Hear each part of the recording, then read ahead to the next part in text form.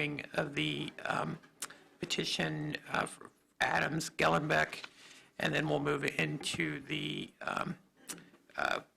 one petition for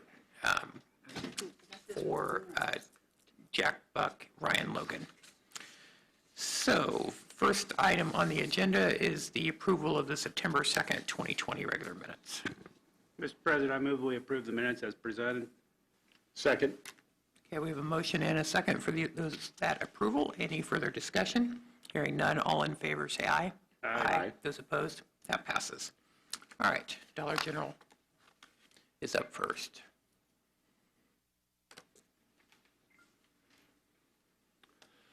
Good morning, everyone. My name is Joe Russo. I'm with the Farnsworth Group in Pontiac, Illinois. I'm here representing Overland Engineering, the developer and the designer for this project. Just kind of a quick rundown what's being proposed. They're looking at developing approximately 1.17 acres for the construction of a 9,100 square foot Dollar General store with associated driveway, parking, stormwater detention, and other utilities for that store. Plans and drainage calculations were initially submitted back on September 3rd with a review letter sent back to the engineers where they followed up with some additional information to BF&S engineers who then recommended for construction approval the plans and calculations on September 16th. Just kind of a quick rundown for the proposed detention basin and everything for the site. They are meeting the Tippecanoe County requirements of 0.07 CFS per acre for a 10-year storm event and 0.23 CFS per acre for a 100-year storm event. That 1.17 acre developed area, approximately 66% of that's going to be impervious, with the remaining 34% being grass. And then peak flow reduction is going to be achieved for the site through the surface pond, kind of along the east side of the property, and then channel protection volume and water quality volume for the stormwater is provided in a 1 foot thick gravel bed infiltration basin that's actually underneath that stormwater detention basin. The gravel bed has a 4-inch, the minimum allowed, under drain pipe in it, and then the outlet structure actually drains through proposed 8-inch storm sewer little outlet from the site, and just maintaining kind of the same discharge point from the site originally that drained into the ditch and then drained to the west.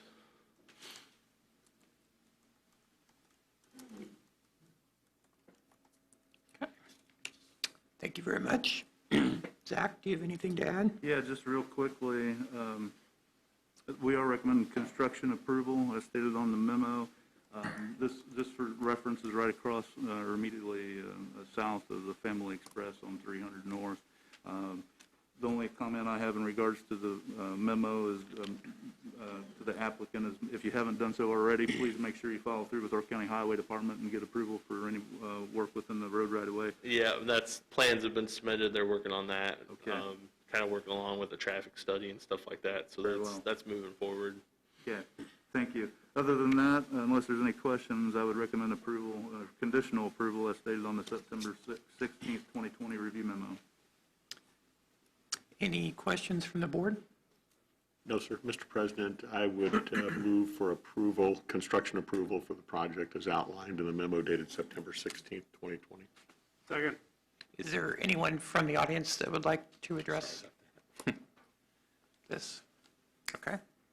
All right, we have a motion and a second for construction approval. Any further discussion? Hearing none, all in favor say aye. Aye. Those opposed, that passes. Thank you. Next up, the SIA Stormwater Master Plan. Hello, everyone. Clem here with T-Bird. Actually, I have a few exhibits. I don't know if you guys are interested in the handout or not. If you want it, I can get it to you if you don't.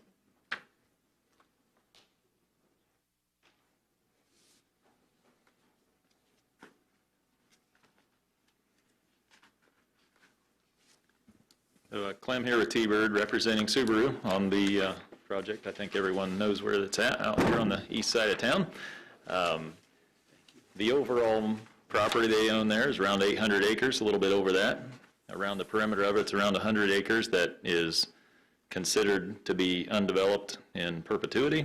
I guess perpetuity is a long time. I have Eric Brown here from Subaru. He's here with us behind me, and I think he could say he didn't expect that Subaru would ever expand this much in his career. But here we are after several improvements over the years and doing ponds a little bit at a time. We finally come to the conclusion it was time to assume this project and property is fully developed. So in the last year, we've added 2 large ponds, added quite a bit of storage to this property, and we've made a lot of strides since 1987 when it was first approved. And in 1987, we established a release rate to the Parker Ditch out of the northeast corner of the property that was around 180 CFS approximately. And today, we have assumed in this analysis that you have that the project will be 100% paved anywhere that's not conservation easement or along Haggerty Lane, a little bit along Veterans, that type of thing. The southwest corner, there is a small amount that goes into the Elliott Ditch. None of the developed property goes into that. So now, in all those green areas that you see in the entire property, aside from the southwest corner and the pieces out along I-65, we are assuming are totally paved. And so we don't have any particular qualms about coming in here and asking for approvals, I guess, but this should limit the number of times we need to come back because we are assuming everything's paved now, and we have shown that we still meet that release rate of around 180 CFS. I don't know there's a whole lot else to add other than those 2 ponds that we added brings the total ponds on the site to 8. And in the future, as we develop some of these green space areas, we plan to notify the county surveyor's office, but substantially coordinate with the city of Lafayette. I think those are kind of the key points. I guess I might add that this is the first time that we've done a fully interconnected pond routing model for the entire site.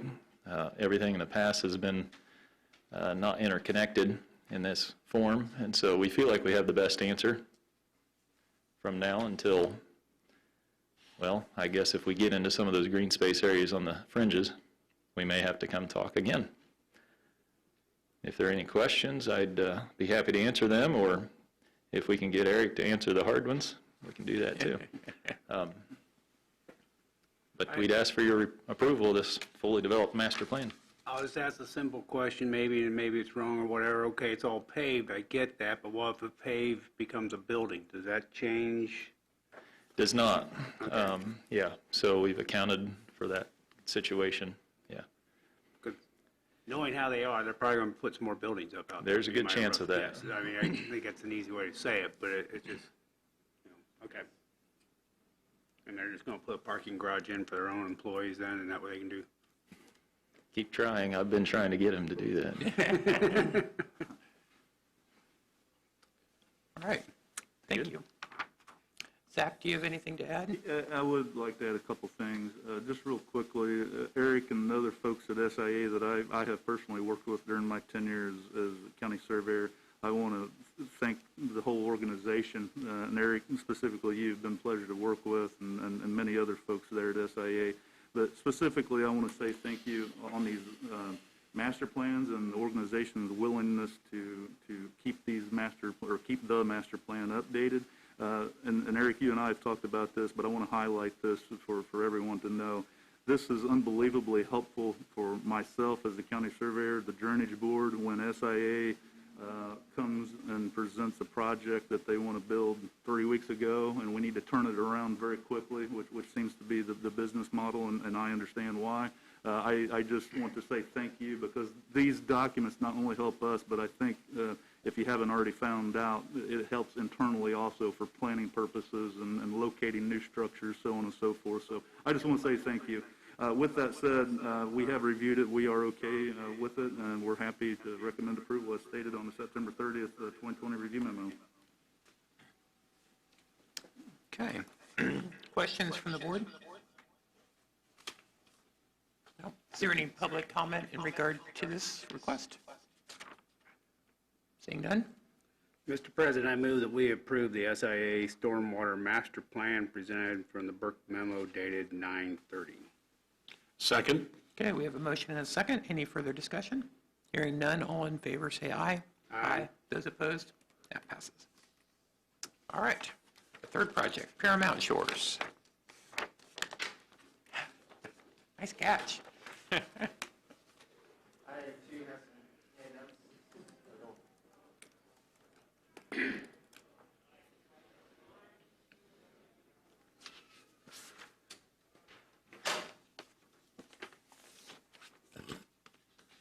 Morning, Justin Frazier with T-Bird Design.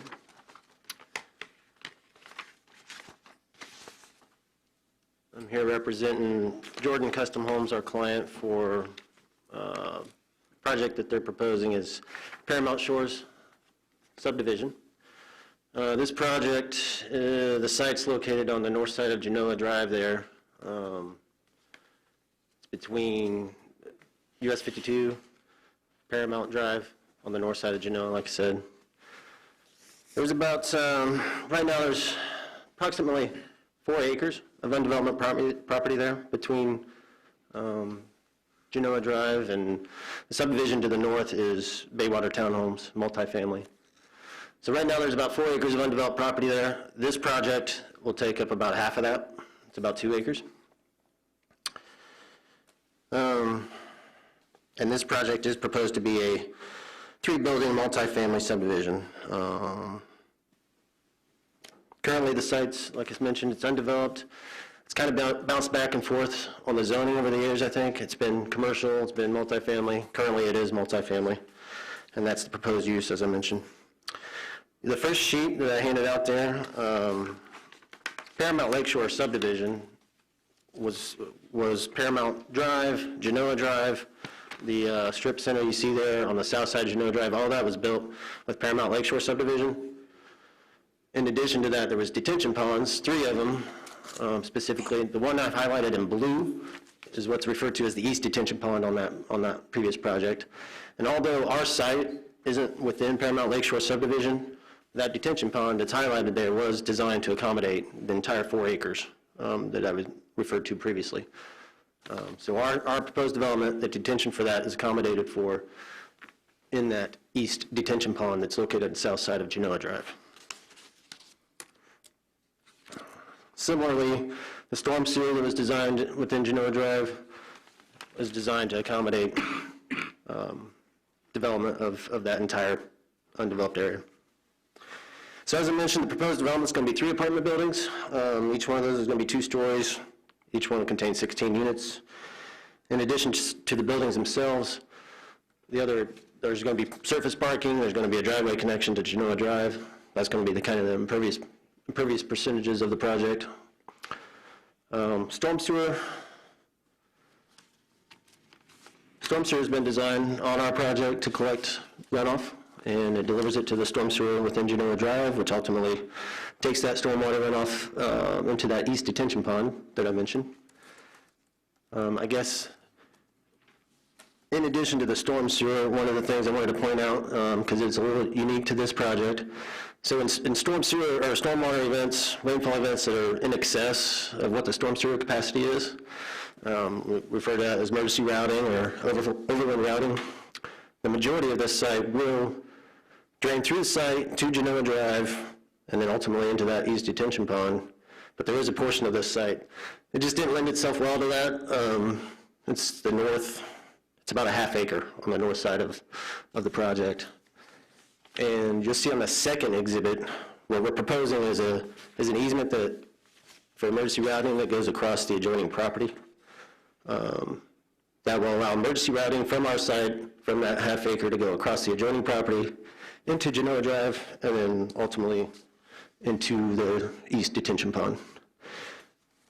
We have talked to, had extensive conversations with that adjoining property owner.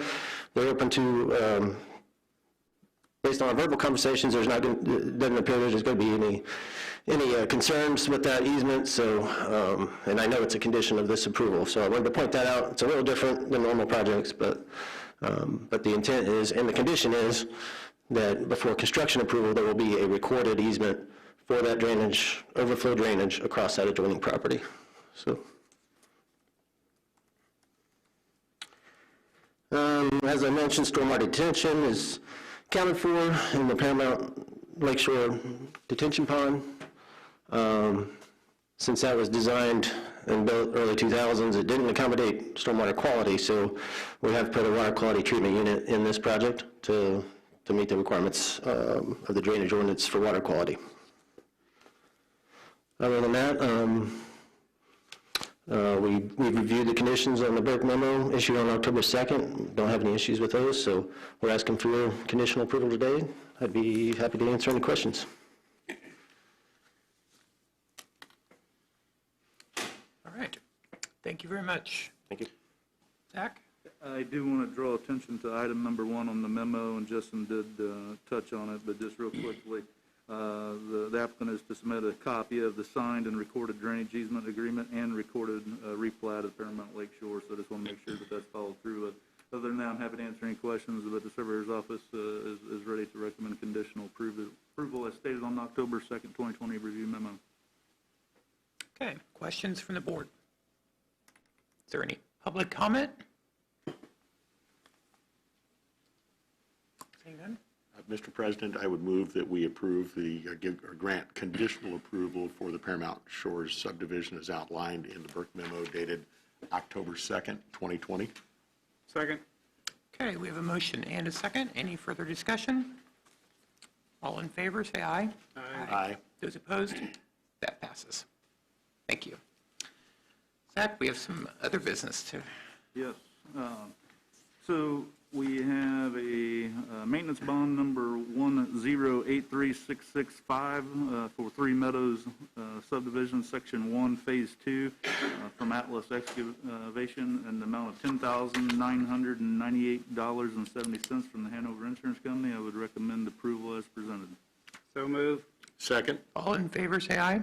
Aye. Those opposed? That passes. Next we have a letter of credit from the Farmers and Merchants Bank from Jason Suter for the Snow White Services project. It is in the amount of $2,000. I'd recommend approval as presented. So moved. Second. All in favor, say aye. Aye. Those opposed? That passes. And then lastly, we have a maintenance bond number 107267717 submitted by Fairfield Contractors for Oak Ridge subdivision, Section 1, Phase 2, by the Travelers Insurance Company in the amount of $53,000 or $53,212.90. I recommend approval. So move. Second. Okay, all in favor, say aye. Aye. Those opposed? That passes. All right. Anything else, Zach? Yeah, just real quickly, I want to let the board know that my office and the contractor completed the reconstruction of the western branch of the Elijah Fugate regulated drain this past week, which is immediately north and goes to the south side of 1300 South. East of 231, actually just east of the Linden Conservation Club, if any of you know where that is. So that is finished. The pipe is in the ground. It was a successful project, and that's all I have for today. Happy to answer any questions. I'd just add that I had an opportunity to see the work that your office did on the Dismal Creek, and is that completely wrapped up? It's very close. Okay. Maybe 90-95%. Yeah. Looks drastically different, much better, so well done. Thank you. Just seeing Cuppy McClure up there, Zach, any update on, I mean, it looks like there's dirt moving and stuff like that. Yeah. I see there are Great Lakes and such, so I'm just curious. Yeah, very good question, Dave, and thank you for asking me because I meant to say something to the board and I forgot all about it. Yes, that also was wrapped up within the last couple of weeks, 90-95%. When I say wrapped up, what I mean is that the dirt work is done, the seeding has been done, the outlets into the ditch, in sections have been put on, riprap's been placed, and so there's some odds and ends things that have to take place, but for the most part, it is you know, 5 to 10% remaining. So it was also a very successful project. I just looked at that with them Monday. No, I looked at it last week, and I looked at it again Monday this week. So yes, that went very well. I'm very happy with the turnout. Okay. Anything else? Public comment? Move to adjourn. Okay. The Drainage Board meeting is adjourned, and we will start the first petition for obstruction here very shortly.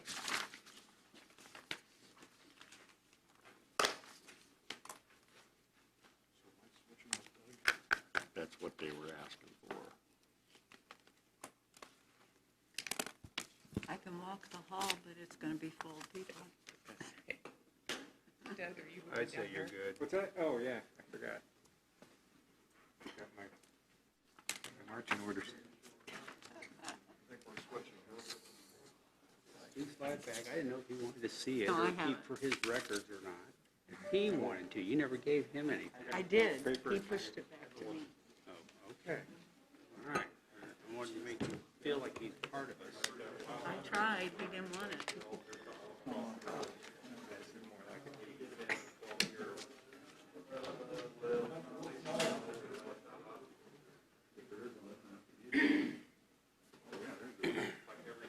Yes, I put the water to be there.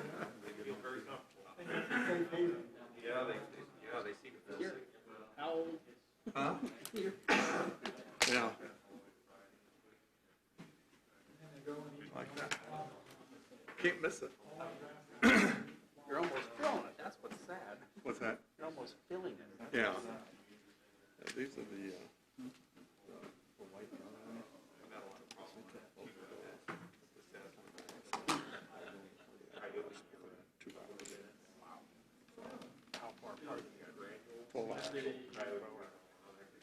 Take these about 10:45 in the morning to your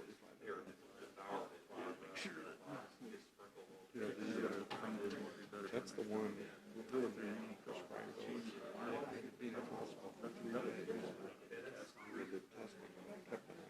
don't know. Blood draws. I think it was over yeah, you know what I mean.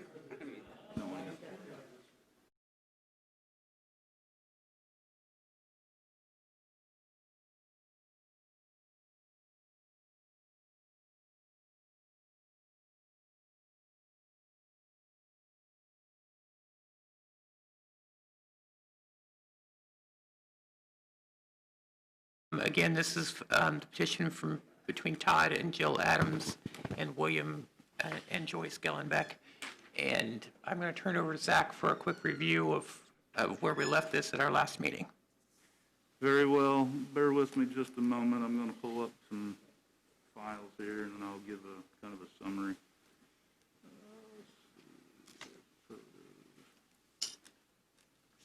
Yeah, there we go. So this is the new set of data that I want to present to the board. So yes, this is a continuation of last month, and just as a quick recap, let me scroll down here for our aerial.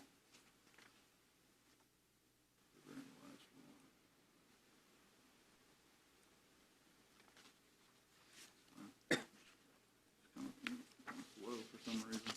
There we go. There we go. So just as a refresher, this site, as President Murtaugh mentioned, is on County Road 100 North, kind of northeast of Lafayette, Indiana. It's located at the entrance of Creekside Subdivision, Wexford Drive. The landowner who filed the petition is Mr. Adams, and then the neighbor to the north that is affected is Mr. Gillenback. And so we had a conversation last month, and it was referred. We mainly spoke about the items within the road right-of-way last month. This month, it was recessed, referred back to myself and my office, the county surveyor's office, for additional data, and so that is what I did, additional data, and mainly that data was to look outside the road right of way and provide and report back to the board and to the landowners involved. And so that's what brings us here today. There is a culvert underneath 100 North, immediately east of Wexford Drive, that is in question. The current condition is that there appears to be the ground elevation on the north side of 100, immediately in front of the culvert invert, is higher than the invert of the culvert, and by the petition and the landowners involved, particularly Mr. Adams, it is causing water to back up and stand on his property.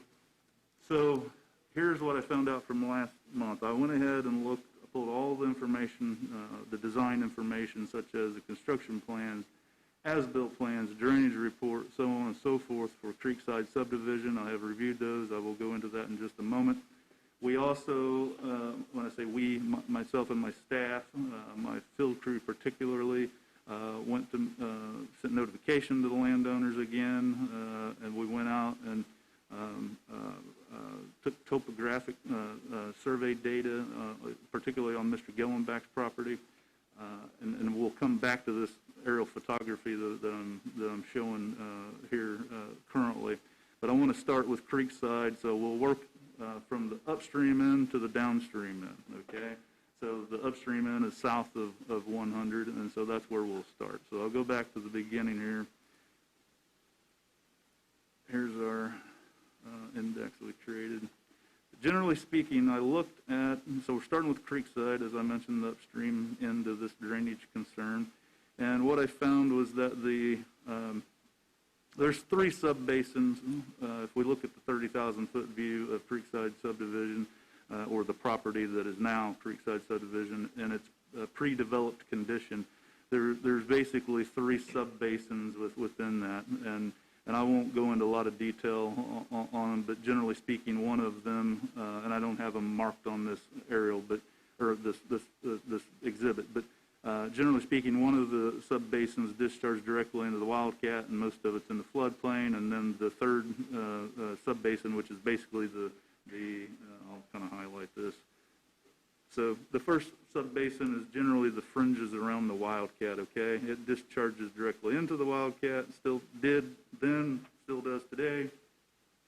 And as I said, some of it is in the floodplain. You come into the second sub-basin, or what's labeled here as TA-UN3, so they actually labeled it the third sub-basin.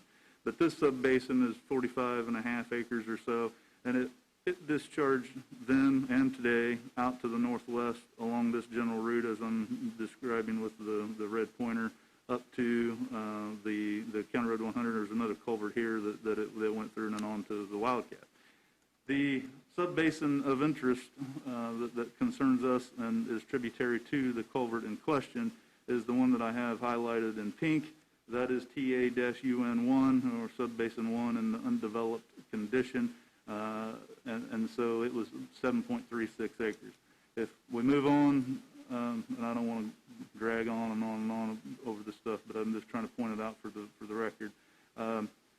The pre-developed sub-basin stayed the same. They were, they're showing 7.29, so basically 7.3.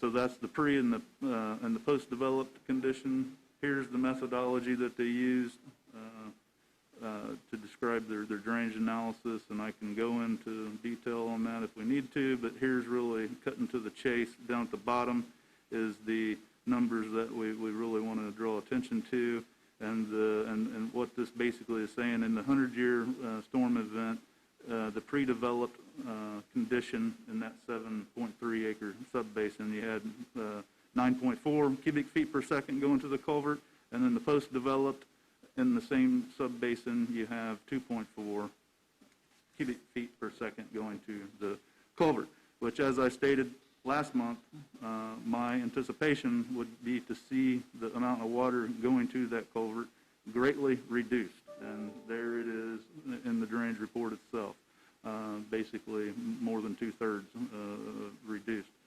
Moving on, the culvert itself, we on this just a little bit last month, but as you can see here in this, and I'm going to get my exhibit because I got it marked up, with highlighted so it's easier for me to read.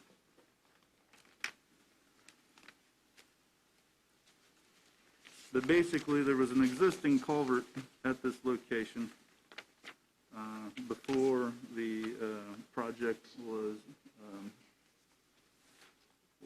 thought of and developed. And that existing structure, according to the grading and drainage plans and the surveying work that was done before, was a 22-inch by 34-inch elliptical RCP pipe. And so, for whatever reason, they would have sought highway approval at the time and drainage board approval, and it was decided by all of the above that that culvert should be replaced. And so it was, and it was replaced with a 47-foot in length, 19-inch by 30-inch pipe, okay? And so that's what is there today, and that shows up on the as-built, so on and so forth.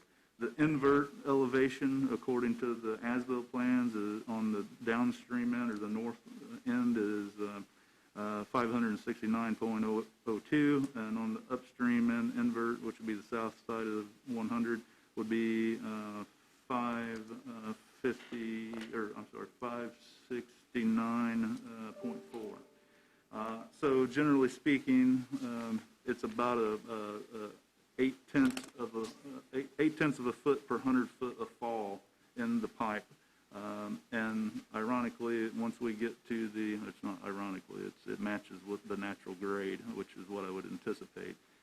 We will continue on. I do want to point out that the property in question here on the Gellenbeck side, on the north side, I'll come back to the slope in just a moment when I get back to the contour page, but as we're moving through this document, I do want to point out for everyone's information that I did take a look at the floodplain mapping for the Wildcat Creek in this area, and it so happens that according to the FEMA maps, that a very large portion of the Gellenbeck property here, as indicated by the green and the light orange, that indicates the floodway and the flood fringe of the 100-year flood, or the 1% annual chance storm event. So it's within the floodplain. This other color, the darker orange on the outside here that you can see, and I'm kind of going over with the red marker, that is the 500-year rain event. And so I did want to point that out for the record. Zach, Yes. on that map, can you illustrate where the culvert is? Oh, Just yeah, I'm for- sorry. As a Yeah, point of so reference. actually, let me zoom in. It might be easier to point out, okay? So on this map, and I'll use my laser pointer here. So you see Wexford Drive here? Oh, okay. Here's Yes, Wexford. okay. Here's Mr. Adams' house here. Okay, I Here's see it. Mr. Gillenbeck's driveway, and the culvert in question would be just east of Wexford Drive in this general area. Okay, thank you. That's where it's located. So, moving on, getting back to the slope of the pipe, and here's all of our field notes and all that good stuff, and I will come back to that in just a moment. Here is so as I stated earlier, I had my staff go out and take ground elevations about every 25 to 30 feet and do a grid pattern across this field, okay? From the north, basically from the north edge of pavement here on 100 across Mr. Gellenbeck's property like this through here. We did a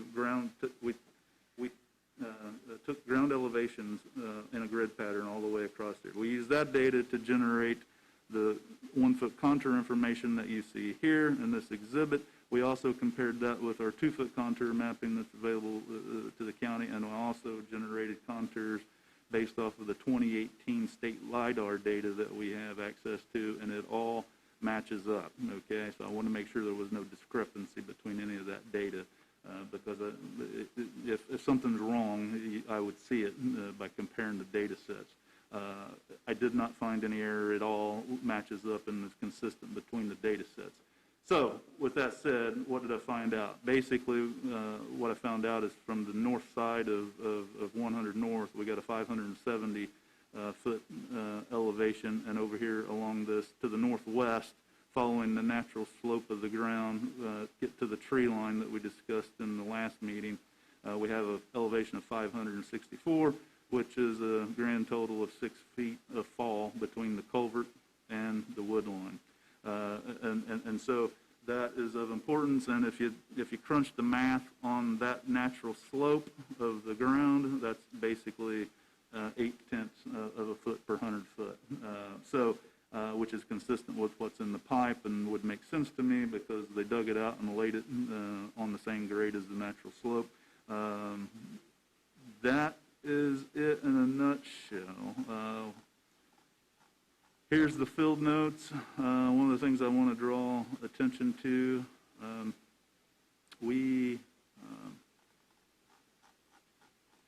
not sure that exhibit got placed in this data set. I think it did. Did not. Generally speaking, I'll go back to the field notes. I want to make sure, no, it's not in there. That's okay. Generally speaking, I mentioned at the last meeting, yeah, right here, this is it. I mentioned at our last meeting that even with the data that we collected at the first go-around, it matches up with the data that we did, several hundred feet outside the road right away. And what I'm particularly talking about, I mentioned during the last meeting that roughly 50 to 60 feet from the culvert, from the invert of the culvert on the north side of 100 North, go downstream or to the north or to the northwest, approximately 50 to 60 feet. There is enough vertical fall in that amount of horizontal distance that if some regrading or reshaping was done in that area, water would flow from the south side of the road to the north side of the road. And so I said that at our last meeting, and the additional data that was collected by my office since the last meeting confirms that even more so. And so I do have some thoughts on a solution there. I have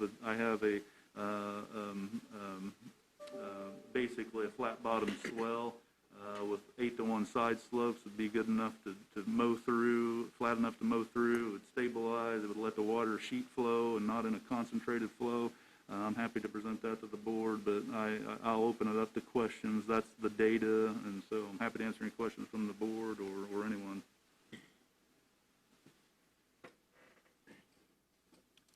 Any questions? So, Doug, procedurally, how,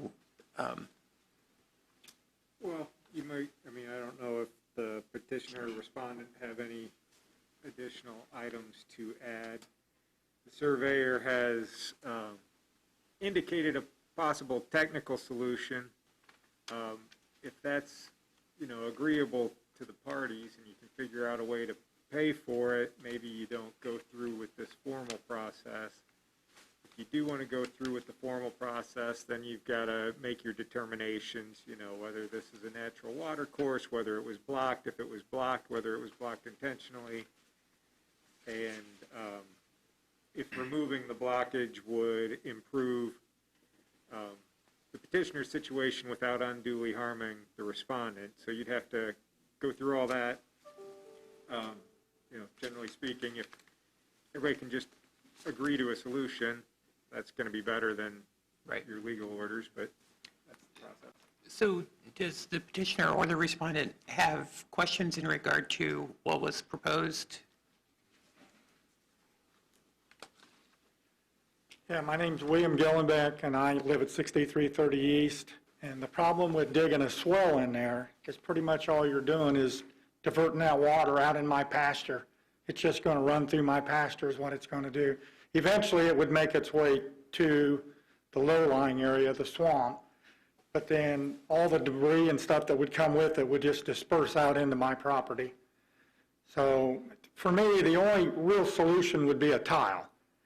And just if you would bury a tile from there to the swamp, and everything's underground, wouldn't have to worry about the water, and it wouldn't disperse out on my property. It would move through its natural course and go to the swamp.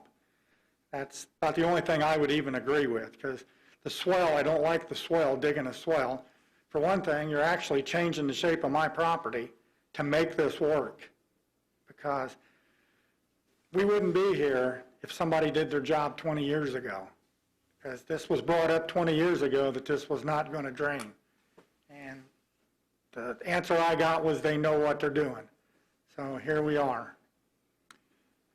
But if I understand right, that is the natural flow of the water anyway, right? I mean, if this culvert was functioning as it should, the water would be directed across that, you know, and that's probably why it's in the flood fringe. Was it in the flood fringe or floodway? It's in the flood fringe for certain, but generally speaking, it's in the flood plain. The flood plain is made up of the floodway and the flood fringe. Most of this is in the flood fringe. But yes, the natural slope of the ground is to the north and to the northwest. If you follow, I'll try to point it out here real quick with the laser pointer. If you go from the culvert, the natural lay of the land, the water would pretty much go something like this, over like that. That's from and sheet flow, not a concentrated flow, but a sheet flow pattern, you know, wide flowing through there, which, as I said, there's 6 feet of fall from the road and the culvert to the wood line or the swamp, as Mr. Gillenbeck referenced. When this was initially put in back in 2000, and it would not drain, like I said the last time, they actually brought truckloads of dirt in on the Creekside subdivision side and banked it up to make it come my way. They forced that water to come my way. That's why it puddles so deep on that side. And Zach, you said this would be, how wide did you say it would be approximately? So basically from the start to midway through, it'd be about 5 feet wide, 5 to 1 side slopes, basically 6/10 of a foot deep. And then as it gets on to the 50, 60-foot lineal feet north, it would taper out and blend into the natural lay of the land. Still the 5 to 1 side slope, 5-foot bottom, but basically 16-foot wide. So overall, it would be start to from the culvert to midway would be about 11.5 feet, and then at the end, that 50, 60 feet out would be roughly 16 feet wide. And Zach, again, explain the sheet flow. You're saying that wouldn't, if you have a rain that caused similar rain that caused some of the things that we see in the photos that were submitted on the north side, the south side of County Road 100, what is that going to look like as it flows under and out across Mr. Gellenbeck's property? Yeah, There's not going to be a defined channel. No, it would not be a defined channel. Basically, it would come out the culvert, so it would come through the roadside ditch as where it does now on the south side. It would enter into the culvert. It would flow underneath the roadway. Then once it got to the north side, it would daylight the culvert, and in the pipe itself, it's going to be 2 or 3 inches deep, roughly. It'd be on a pretty big rain event at that to get it to that deep. And then once it hit the natural lay of the land, and then the swell, the 5-foot wide bottom swell I'm talking about, that entire 5-foot wide bottom swell would then fill up with the sheet flow of water. So you're at least 5 foot wide. Once it got past that 60, it would get even wider than that. We're not talking about a fire hose or a 2-foot wide, 2-foot deep concentrated flow of water. It would certainly be a wide sheet flow condition, half-inch to an inch. In most rain conditions, you probably wouldn't even be able to see it. It would stay within the grass. If you walk through it, it would certainly, you'd see it on your shoes. But hopefully that's a clear enough description of what I'm talking about. And the soil types out there are such that it wouldn't, that it's going to be over a period of time, or a short period of time, it's going to be absorbed into the. I do not have the soil data right here in front of me, but with it being that close, with it being in the floodplain and being that close to the Wildcat, I would be fairly confident in saying that it's mostly granular, sandy soil, high percolation soil types. Yes. Is that your understanding, Mr. Gillenbeck? Is that your understanding, the soil type there? I have no idea. Okay. I'm not a soil expert. Well, one last question, Zach. The area where the culvert outlets onto Mr. Gellenbeck's property there on the north side of the road, under the inverted end of that tile, is there concrete, rock, or anything at the bottom of that basin? Yes.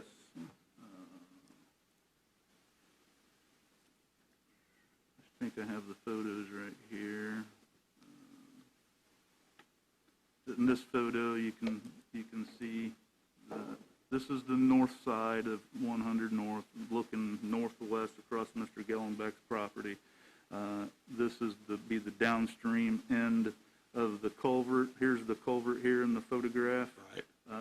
This direction through here is northwest. Mr. Gellenbeck's property is over here.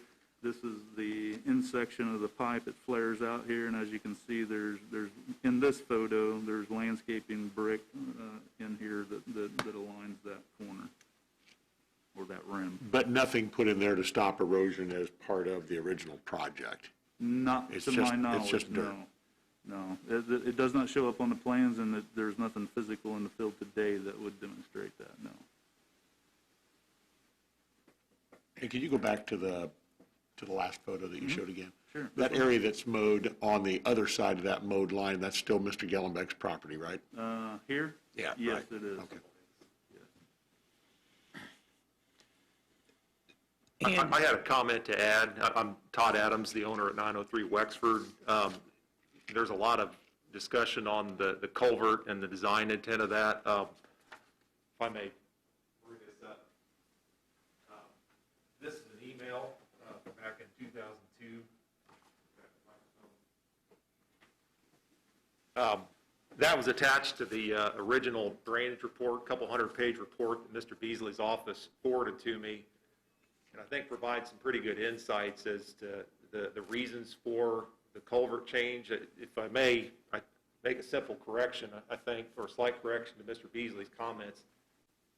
There was originally a 4-foot box structure installed there, and the only reason for changing it, as I extract from that email, if you look at the underlying comments, is they needed to extend that culvert because of the construction of the entrance at Creekside and the acceleration ramps effectively widened the road in the region of the culvert.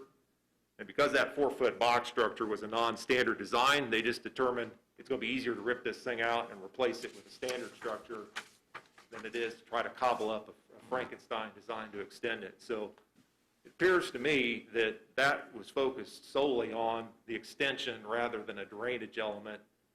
And I thought it would be worth noting there's a lot of attention on that as to why this or that wasn't adjusted. I think that was beyond the scope of what they were looking at. They just needed to extend it for the acceleration ramps at the entrance, is what I would conclude from that communication.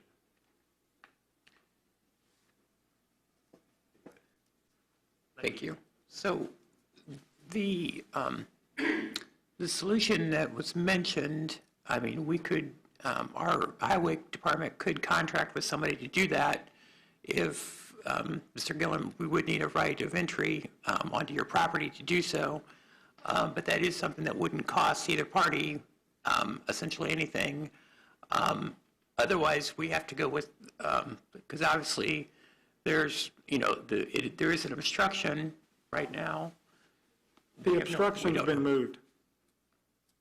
The landscape bricks are out of there, but you still got a 14-inch drop there. Exactly. I mean, that would make the obstruction, yeah. Right.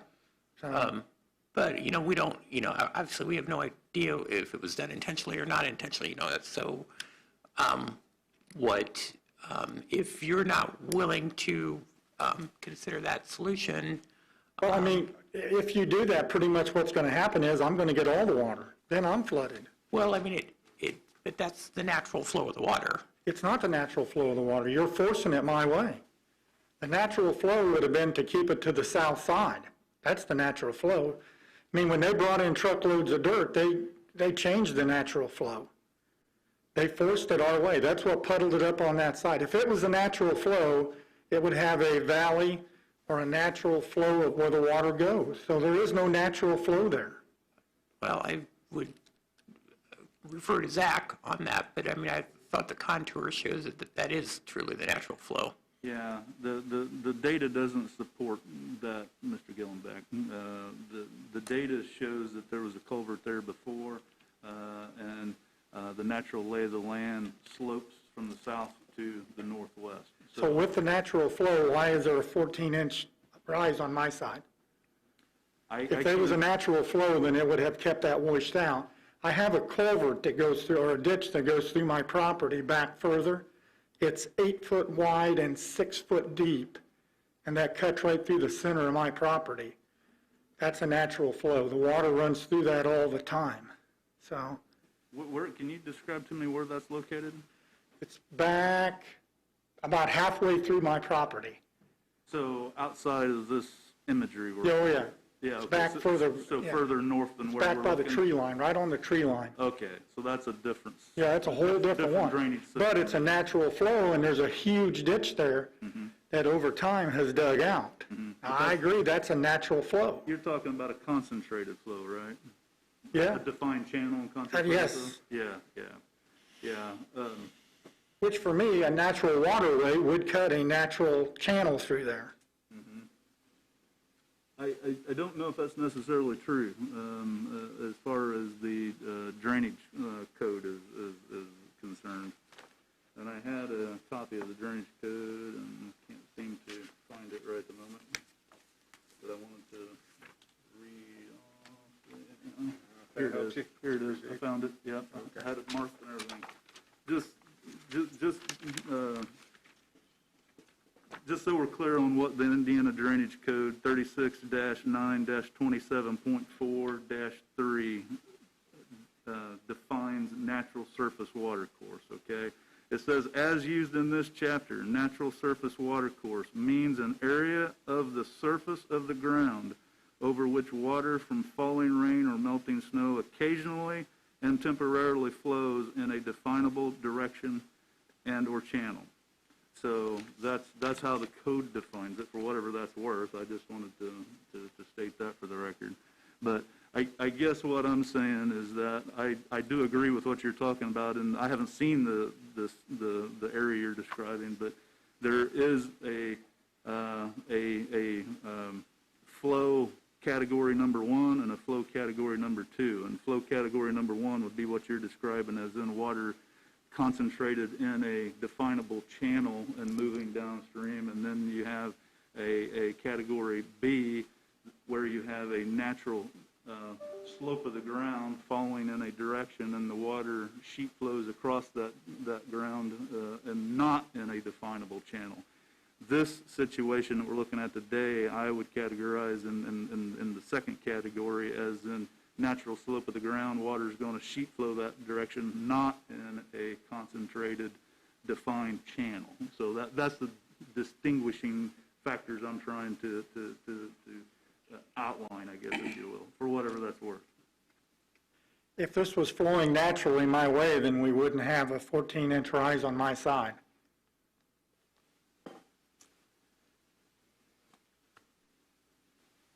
Well, here's what, I can't prove this, at least that I'm aware of, but Mike, looking at the data, what appears to me is that it very well, the culvert that was there before, and before I move on, just to make a point of clarification to what Mr. Adams said, I do agree with what he said because it's right there on the plans as far as the acceleration lane. So it wasn't designed to do what you're talking about to begin with. They just replaced what was there because of the ACEL lane. So I do concur with your analysis on that. However, what I'm trying to say is that it very well may have been, and I don't know if you've lived there 20, 30 years or however long you've been there, but what I'm trying to say is that it may have very well been that when Creekside was undeveloped, and the existing structure that was there acted in the same manner as it acts today, the drainage wasn't, and when I say act in the same manner, what I mean is that water ponded up, till it got to the, whatever you said, 12, a foot, 14-inch lip, and then it breaks out and goes across your property. Now that it's developed, that foot, 14-inch ledge that's there on the north side wasn't addressed when they exchanged the culvert out, because as Mr. Adams astutely pointed out, that wasn't their mission. And so now that there's a house there and a manicured lawn, so on and so forth, the water's still acting as it did before. It pulls up before it can break out. And so it is the natural way of the water, because of the natural sloping of the property. It's just now, nobody may have minded with been in an agricultural state as it was before, and water ponding up over there, and then it percolated and went away.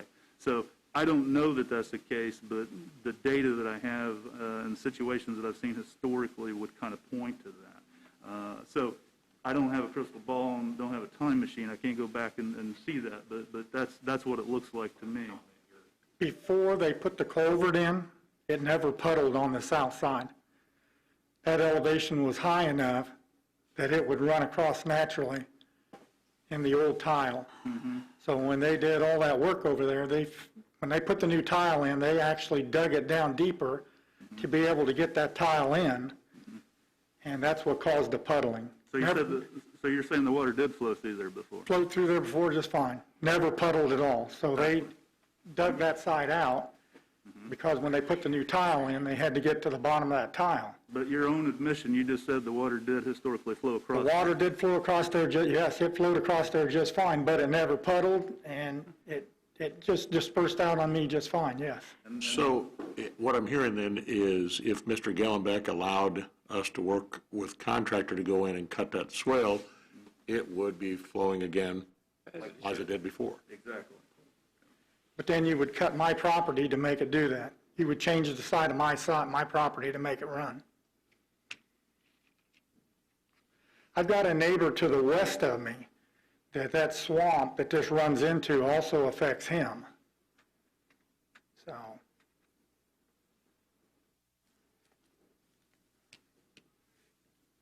I guess I'll make one more comment if I may.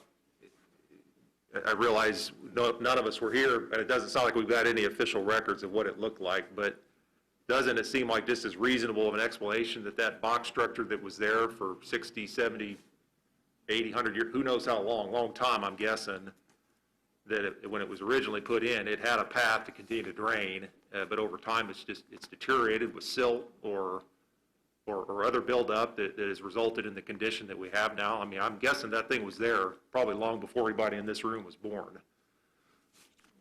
I realize it's speculation, but it seems like a reasonable, plausible conclusion based on there had to be a design intent with that culvert there for the water to go.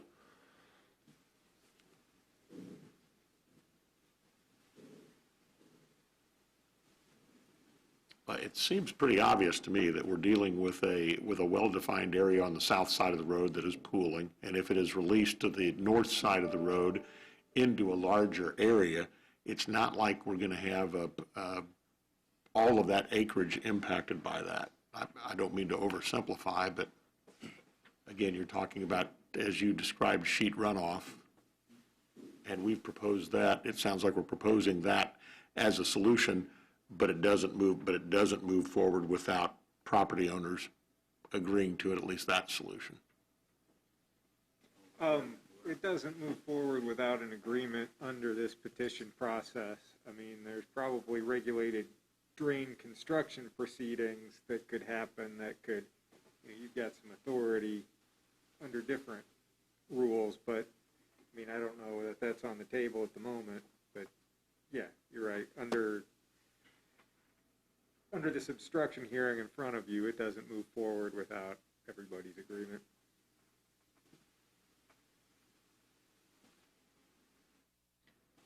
And so that is, you're not willing to consider that as a,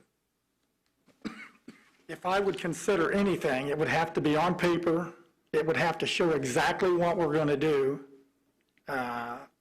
widths, depths, everything. Because, I mean, the last time that was done, it was cobbled up so bad that here we are. So I don't feel that that's unreasonable. I actually have that, Mr. Gillenback. I'm happy to work through the drainage board or drainage board attorney to get you that data so you can look at it. Well, I talked to my neighbor, and my neighbor said that he don't want any more water anyway, and he don't want no more water. So I'll show him, so it may be such a thing, there could be two of us involved with this, because it don't just affect me, it affects other people also.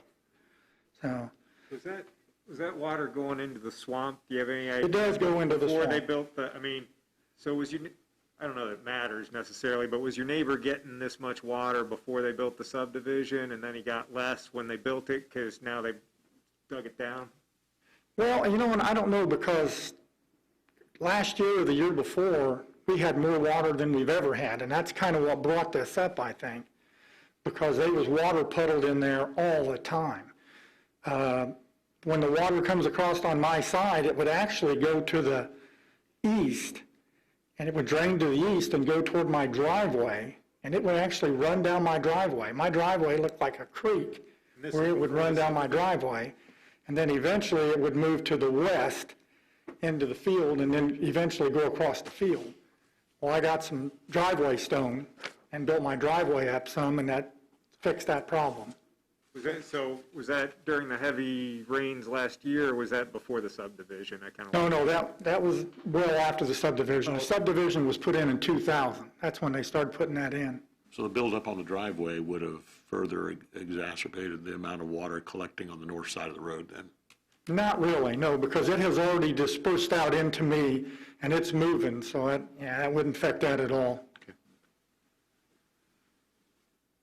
But I'm going to guess the swale proposal is going to divert all of it directly to the northwest and keep it from the east, I'm going to guess is what you're going to show. Yeah. You'll probably improve your driveway conditions.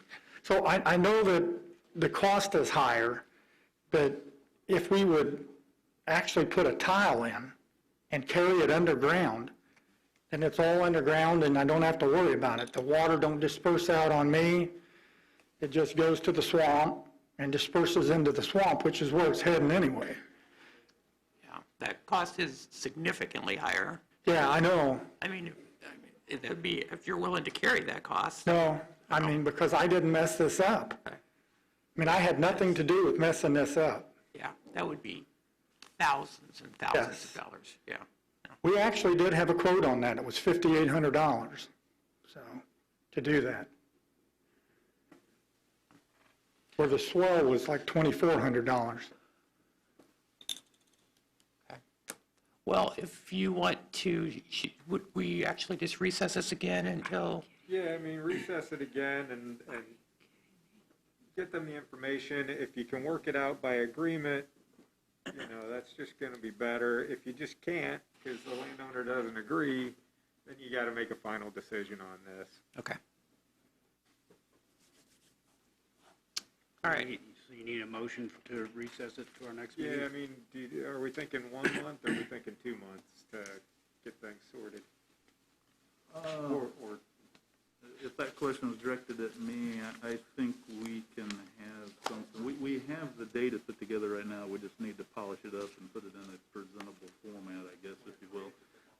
So, because really all it needs, we can take this sheet right here, show us a station line, and then show a plan profile sheet with this, and that's all. I think that would resolve, or that would satisfy the request. Then we can get that to you, Doug, as the drainage board attorney. So, yeah, let's shoot for a month. We can do that probably in the next week or two, and we can get it to you. And, I mean, that's fair. Or if you want to go 2 months, Yeah, that's I mean, fine. I think before I drive, like, the actual legal language isn't going to be the issue. It's going to be more the concept. So, I mean, I'd suggest that you guys see if you can work it out with the landowners. And I'm happy to help, however, but I don't think it should probably go to me first. I think the technical solution should get worked out, and we can throw some language on top of it. But that doesn't tell you, I mean, so either recess it till to the meeting in November or December. I mean, I haven't given you any new information. Well, I'm just thinking if you're trying to get some work done yet this fall, by chance. Yeah. What I was going to say is I can probably have things to the landowner within the next couple of weeks, depending upon how long Mr. Gellenbach and whomever else is involved. I can't speak for their side, but as far as my office, I can get it to them in a couple of weeks, so it's left up to the board. If you want to, shoot for next month or 2 months from now, I would think we want to shoot for next month. Okay. It's the 4th, Yeah. so you know. It's the Also 4th. move. Also move. Second? Okay, so we have a motion and a second then to continue this till our next meeting, which will be immediately following the Drainage Board of October 4th. Not listening. Okay. It'll be at the next meeting, okay? All right. 4th. November 4th. And then, do we need to adjourn this? Now we're in recess, so no, then we. But do we adjourn, oh, recessed, you're right, okay. So we're recessed. All right, are we ready? Are we ready to move into the next one? I have a question. So will they send me something? Will I get a layout of what this is going to look like? Zach's office will Yeah, call. before you leave, make sure we got your phone number, email address, all that stuff, so that, I'd prefer to email it to you if it's possible. It'd be easier that way. If not, I mean, we can mail it to you in a hard mail. Or I can get in touch with you and set up a meeting, you come in, I can go over it with you, whatever the case may be. But I would ask you to make sure we get all of your contact information. I think we have most of it, but just in case.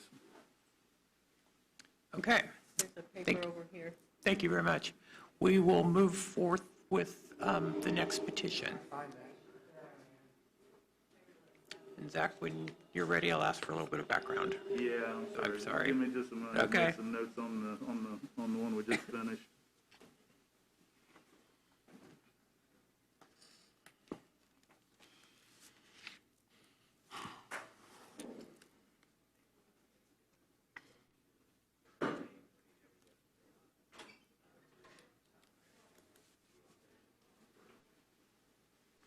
Okay. Very well. So we're moving on to the next one, correct? So,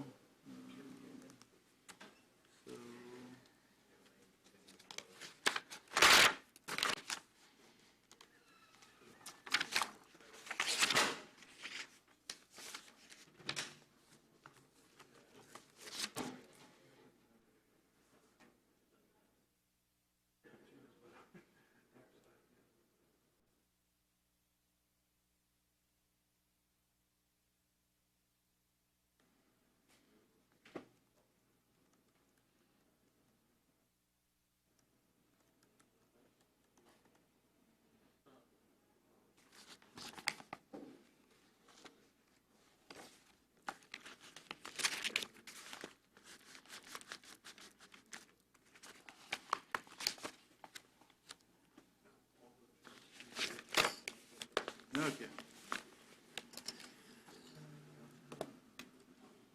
All right, very well. So this is, yeah, so you guys started the meeting, right? I'm sorry, I was making notes.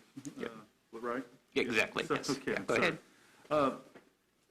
So this is the Logan Buck petition of obstruction hearing, and I'll begin by stating where this is located. So, well, first of all, Jack Buck filed this petition in my office a month or so ago. We have sent notification out, talked to both parties involved, Mr. Buck and Mr. Logan.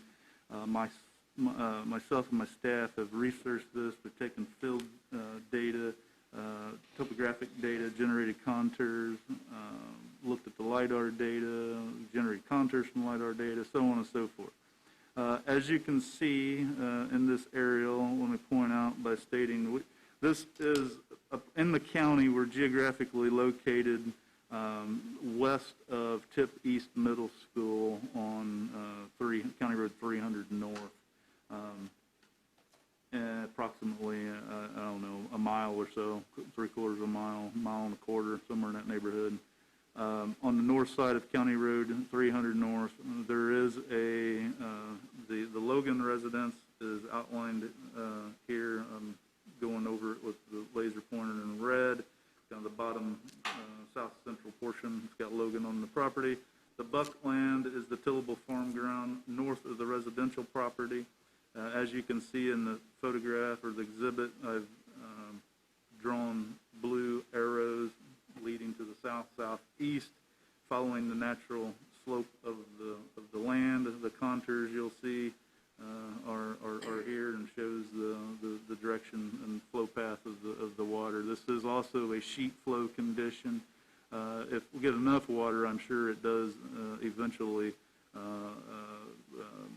get to a defined concentrated flow path through this area, but in most rain events, it would be a sheet flow condition traveling across the ground to Mr. Logan's property and then on down between his structures to the defined channel drainage here in the southeastern portion of his property, and then on to his neighbor's property here to the east of him, which is in also a floodplain that has been mapped here and is shown on the plat for these two lots.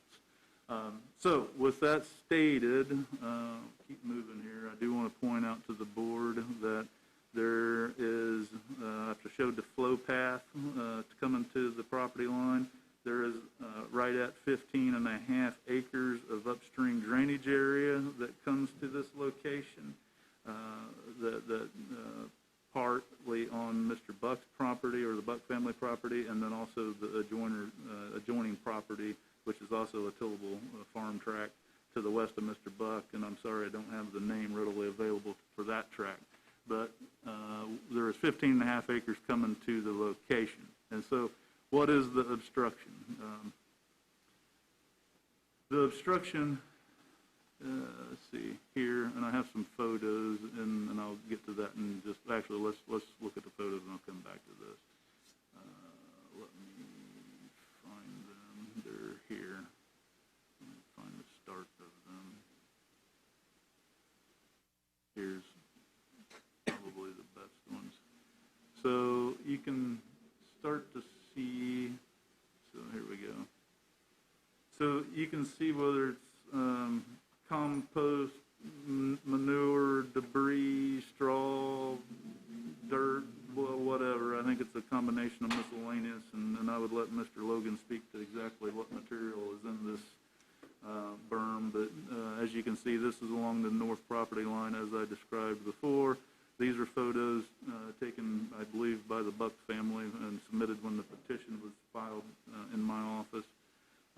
Here's more photos of it. You can generally see whatever has been dispersed and placed along the property line. Here is a more clear photograph of debris, et cetera, that's been placed along generally the property line between the Logan property would be to the right in this photograph, and the Buck property would be to the left where the row crop corn is located. Here's another photo showing generally the same area, a little longer view of it, but you can see where material has been placed. So going back to the diagram, we drew this up. Actually, Jim Butcher in my office was kind enough to draw this up because I thought it would be a good exhibit and for the board to see and for the landowners to see. But based off of the data that we collected, here's the slope of the ground and the upstream end from where the material has been placed and intersects the natural land, which would be at this point, going up in elevation of berm. We're basically looking at a 0.6 of a foot high spot that's backing water up here in the natural lay of and slope of the ground. And so it is 4 to 10 feet wide, depending upon where you are located along that material that I showed you in the photograph. So that's what it looks like from a cross-sectional view. So 4 to 10 feet wide and basically a little more than a half a foot tall, roughly speaking. I think that is pretty much it, unless I missed something. That's where it is, what it is, photographs of it, and the technical elevations to show it. So I'm happy to answer any questions. Thank you, Zach.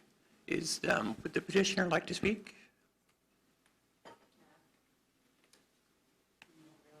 Yes, please. And if you could state your name and address for the record. Jack Buck, 4300 North, County Line Road, East Delphi. I'm out on the County Line Road. Bought this property around 2004. Where the material was being piled, there used to be a plow furrow along that fence line. It has now been filled in by Mr. Logan. And some of the barn waste and dirt and stuff out of my field has gone there and built it up, like Zach says, to about a foot high and stopped the water natural flow from going downhill there to the ditch, which is down on his property. I just thought it was time to try to stop that before it got any worse. And I'm sorry, what did you say existed there before? You called it a plow? Plow furrow? Yeah, I don't know that I know what that is. We got a city boy here. Yeah. Is it just like a Fill line, basically. Okay. It's got just a little bit of a hump to it. Jack, you want to elaborate on it? On a plow furrow? Yeah. The last bottom of a plow, it's what it leaves when it goes down through the dirt. So is the water now sitting in the field, or is it bouncing around, supposedly this diversion, or? We haven't had a big enough rain, as you know, here for about a year, but yeah, when it rains, 4 or 5 inches or whatever, these big rains that we got a year ago, then they tend to lay up there. We've got a crop off that this year, but some of that would drown out if it's kept that way. So it's not theoretically diverting around there, so, because you're saying it's 4 feet, it's 4 feet wide, the whole length of the, 4 to 10 feet wide. It's variable, but the whole length of the backside, pretty much. if I'm saying that correctly? Go back to the photo. Right here's the exhibit. Yeah, basically, Okay. yeah, I guess what I'm trying to say, generally speaking, is that there are areas along the material that's been placed that are approximately 10 feet wide, and there's areas that are approximately 4 feet wide, and so it varies in that between 4 and 10 feet. Go back to the photos. And the length that has been affected is how long? I mean, I know the width is 4 to 10 feet. Oh, yeah, I'm sorry. Let me get back to that. Don't know if I have an exact. I would estimate 100, 150 feet maybe. I was going to say about 120, but Jack, you're saying, yeah, 125. What'd you say, 150? Yeah, somewhere in Yeah, between. we've got 125 in the notes, yeah, so that's, yeah, Yeah, that's serves the purpose, yeah, oh, yeah. So go back to let me go back to that, here we go. So I'm going to zoom in here real quick, just, Dave, just to elaborate a little more on your question. I don't think, no, I don't think this has got a measuring tool on it, but basically, here, I'll use this pointer. Here where the 652 contour is located, Dave. Right. Generally speaking, we got about 125 feet along this area in here. Okay.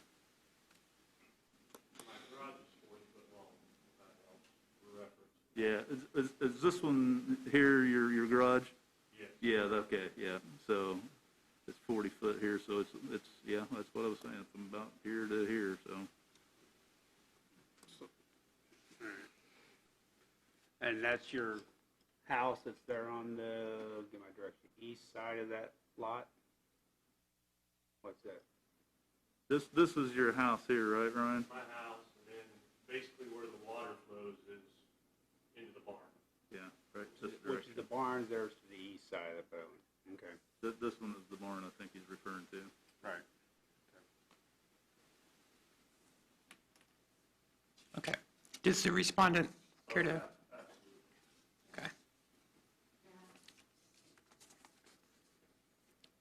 And if you could, please state your name and address for the record. Ryan Logan, I live at 6908 East 300 North, owned this property for about 15 years. It is the former Lane Farm,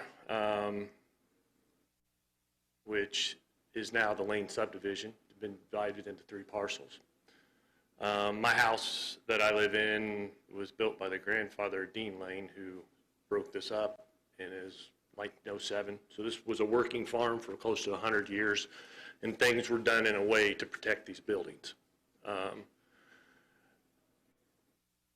And maybe to backtrack a little bit, I got ahead of myself there a little bit. This whole process we're going through actually has nothing to do with drainage or anything. This is the tail end of a dispute Jack and I have had regarding a right-of-way easement on the property. It has culminated to multiple calls to the sheriff's department, dealing with attorneys, and here we are with this now. The last call I think I had to deal with was just in May, but about a couple years we've been dealing with this. Deputy Rainey Martin of the Tippecanoe Sheriff's Department's dealt with most of the cases, if you want to speak with him regarding how nasty this has gotten. A lot of the material that we've addressed here behind the barn, or behind the garage, that 40-foot section, that's been there when I was there. I just added to it. That's been my compost pile for my barn. I've got animals and livestock in there. This spring of 2019, or 2019, I extended that from the end of my fence line, which is, it's hard to tell from here, from behind my garage to there, because there was a tile, a surface tile that was out in that field about 20 feet that took most of this water underground and shot it into the creek, kept water from going into my barns. Coincidentally, that tile hole is filled in and doesn't open up anymore. So I put straw. That's basically straw that I put in last fall. It's composted down. I also took some manure and stuff and put around it. I got chickens. I think there's even some pictures I saw where you got pictures of them. They go out there and they've spread this thing out. It used to be just the width of a straw bale. I basically created a silt fence to temporarily hold water back when we have snow melt, because it will roll through there pretty heavy, and it'll roll right into my barn. But it wasn't a big deal until the tile hole got filled up. And I've spoke with Dean Lane, who was the grandfather, or who was the grandson of the guy that built this place. That exact line that Zach highlighted, there used to be a water course there, or a waterway, grass waterway, and that led to that surface tile, and then took the water to protect the buildings. Now that this farm's broke up and nobody cares about my property, that's been taken down, and all I'm trying to do is keep water out of my barn. And I've done it using, and I've checked, I just assumed this was surface water. The creek in front of my house is a water course. I figured condominium law applied, and I could at least hold this back. I'm not trying to dam it up. I just need it held back long enough, which it does, holds it back temporarily so the creek can catch up, water can go behind it, and then it slowly releases through the permeable straw bale silt fence. No harm, no foul. But because of the issues we've had with the easement, now we're here. So I don't care. I can move this. It's not a big deal. It'll take me 5 minutes with a rake to allow that flow through, but you guys need to tell me what I can do to protect these buildings. And that's all I care about, is because water has gotten in there before and it's an absolute mess. And that's all I want to do. And what I did, I thought was the right thing. I used a permeable product. I didn't construct. I didn't put dirt. This is not dirt. This is poop and manure and straw to try to at least slow this water flow down enough that it can catch up. And it changes every year, depending on the tillage, what crops planted. Like 4 or 5 years ago, Hallbaker planted tomatoes in the field to the west, where you saw the majority of that 15-acre thing. And come fall, it rained like crazy, and they had to use 4-wheel drive tractors to tomatoes out. Well, they rutted that thing up so bad that all the water from that field went ripping down my driveway and washed it out. So it changes every year how much water flows through. But the biggest problem occurs post-harvest when we get snow, when we get a snowfall or a freeze, and then we get a rain, and all of a sudden you get that snow melt, and it comes rolling. It'll roll through there. Most of the time, it is a sheet, and it comes everywhere. I mean, it comes, the only place it doesn't really come is directly north of the barn, because it's such a high ridge. But the majority of the water flows from the north and to the east, except for a little section. So I'm not denying water doesn't come through there. I don't know why this farm was built that way 100 years ago. I'm assuming not that much water rolled through there, but things have changed. You know, there was a fence line that probably kept, as they farmed up against it, acted as a natural man-made barrier to push water straight south, but now some of that water's coming that way since it's gone. But it doesn't affect, I mean, in my opinion, it doesn't affect any crop because it doesn't hold or puddle any more than it would. I mean, that tile hole was farmed over and has created a sinkhole that is actually, if you go about 20 feet out in the field, it's actually lower. And it's also dumped a lot of silt into the water course in front of the house, and it's created problems down there too. So I'm at a catch-22. I hate that the tile hole's not open to take that water, but now the creek won't fill up, which forces more water onto my property down there. So I'm at a catch-22 with it. I don't know what's worse. So. The tile, just curious, does the tile run across your property, or does it run someplace else? What I'm trying to suggest, if you knew where the direction this tile goes, you could open it up and put a riser right there on your property, is what I'm guessing, if by chance you know where the tile goes. I don't know. I do know on the neighboring property, Fosnot's there's two along that ditch. I've got actually. Ryan, can I, the Fosnots you're talking about the property to the east of you? Yes. Okay. So you know that there's two outlets that discharge? Yeah, and I've got pictures of those. Like I say, I mean, I'm not trying to cause grief. So are those outlets, are they private? Yeah. Okay. Yeah, it's not a regulated drain. There's the other one there. Okay. And they shoot up into the field, and they haven't. Of course, we didn't get that much rain this summer, when I first moved in, though, those things were roll. I mean, there are a lot of water that came through those. Mm-hmm. They haven't done much here lately, so they're not working like they used to.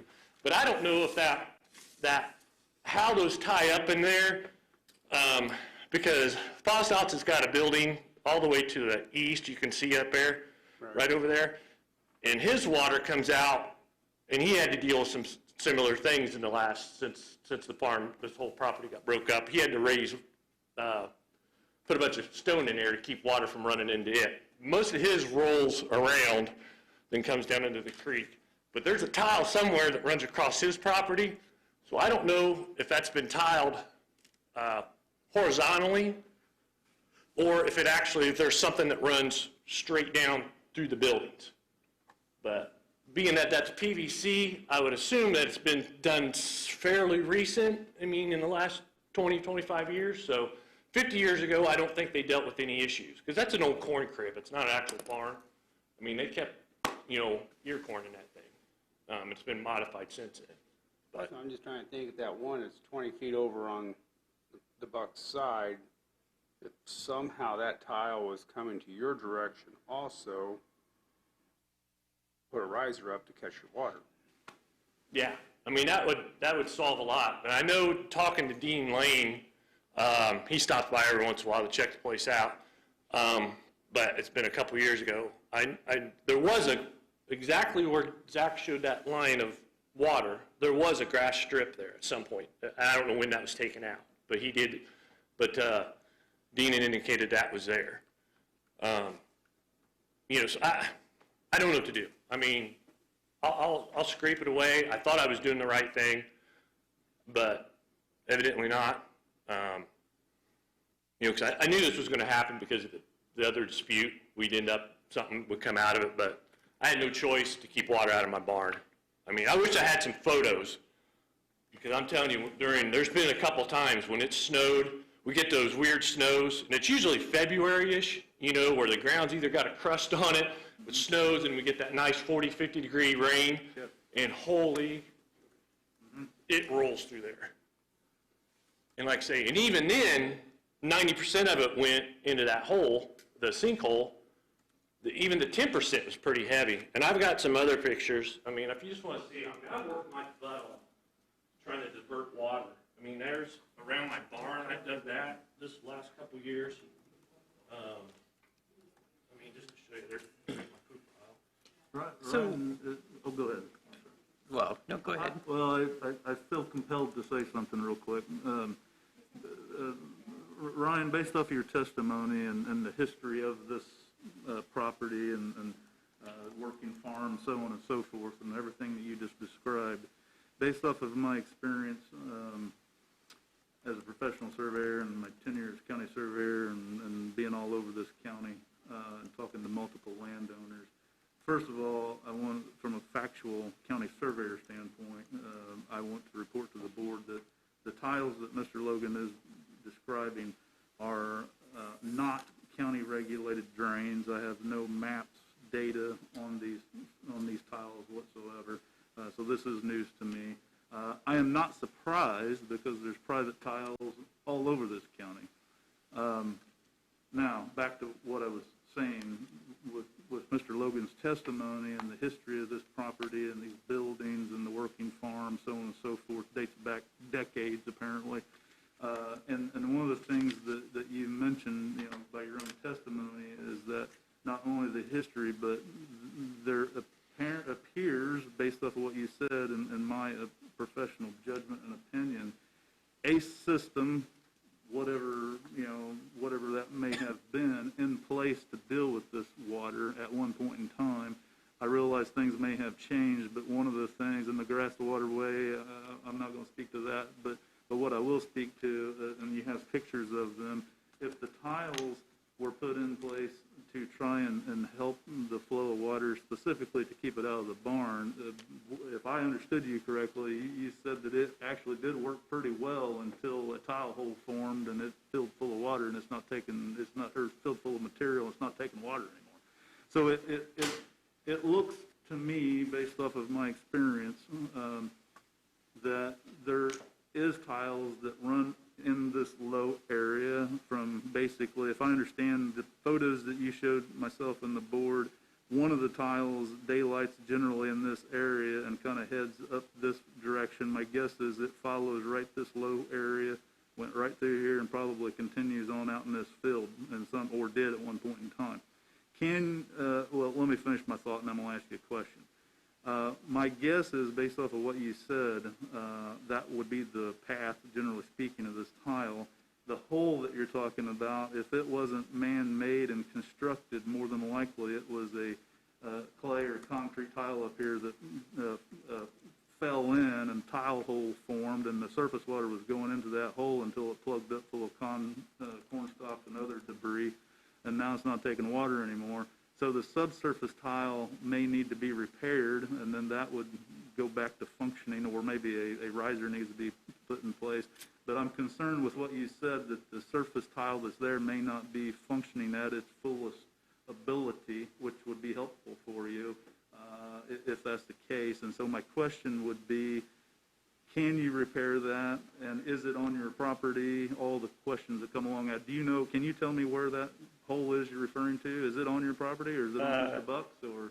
Well, no, it's on the Buck farm. It's on so if you go about straight, about where back this way a little bit. Back towards your property? Back to the east. Oh, I guess this direction? Roughly about right in there. Okay. Roughly where it was at? Yeah. All right. That's where it is. That's where it always seems to open up, kind of where that little blue squiggly line is. But Okay. it was my understanding, talking to Dean Lane, that was a risered drain with the water strip to catch Probably that fed water. exactly to what Zach is saying, that fed right through all there, right to where that outlet It is. most likely did. The only other thing I can think of is that maybe they ran this way and then diagonaled just because that, if you look at that PVC pipe, it's cocked just a little bit, you know, and that's the only, because I've tried to make sense of it myself.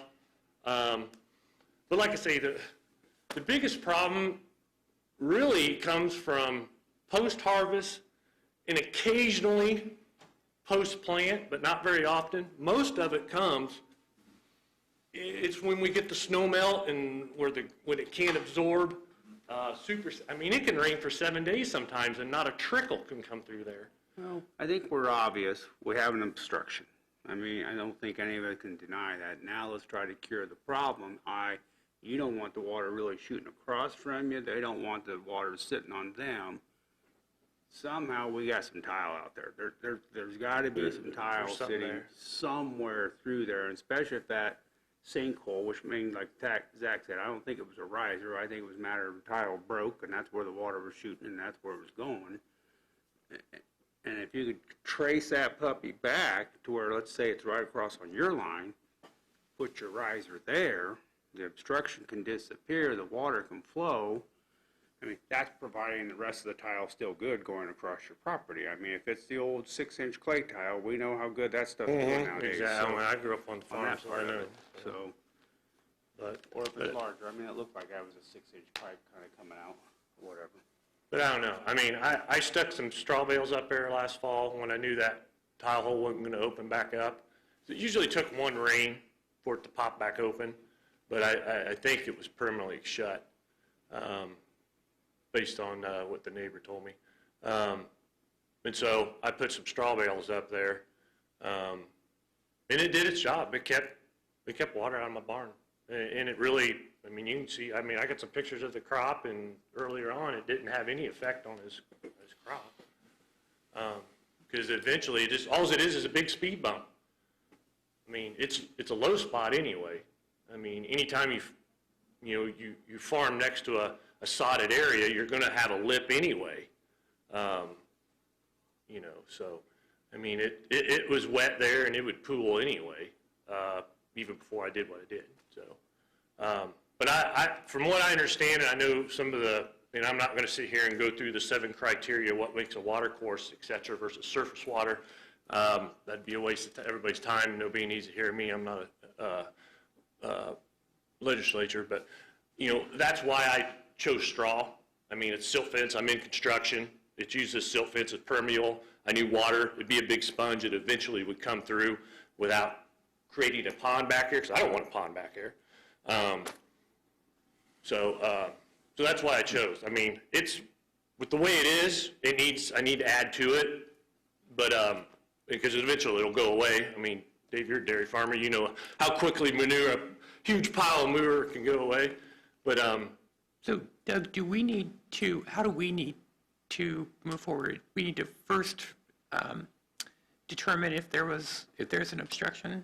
Well, so there's a few things. Yeah, you need to know whether there's an obstruction. First is whether it's a natural water course, so is there a channel being blocked? Second, is that being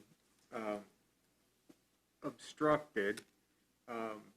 Then the next one is, will removing the obstruction improve the drainage of the petitioner? Fourth is, without unreasonably damaging the respondent. So all of those things are the case. And, I mean, it sounds like, I don't know if you want to get into this, but it sounds like there might be a question about whether that tile that he mentioned, that's not in the petition, but whether that tile was blocked. I mean, is that a mutual drain? Was that something that was on both pieces of property that has been blocked? Sounds like unintentionally. So you may even go that route. I mean, is your real blockage this manure pile, or is it possibly that tile that's been blocked in another capacity? But how do we know that if it's private?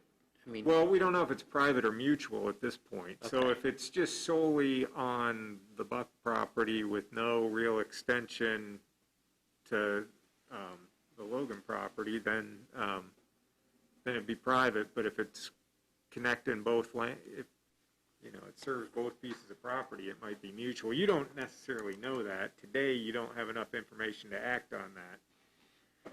So, if you wanted to move forward on the order today, you'd want to be talking about, is this a channel that's blocked?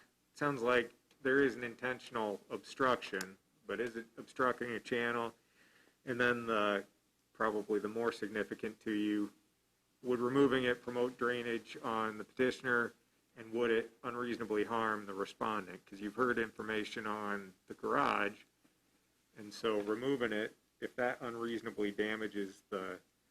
There had been a sinkhole in his yard, just on his property there for several years, and he never did anything about.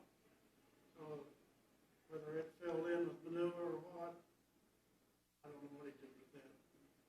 I haven't seen any sinkhole. We usually fix our tile when we find sinkholes.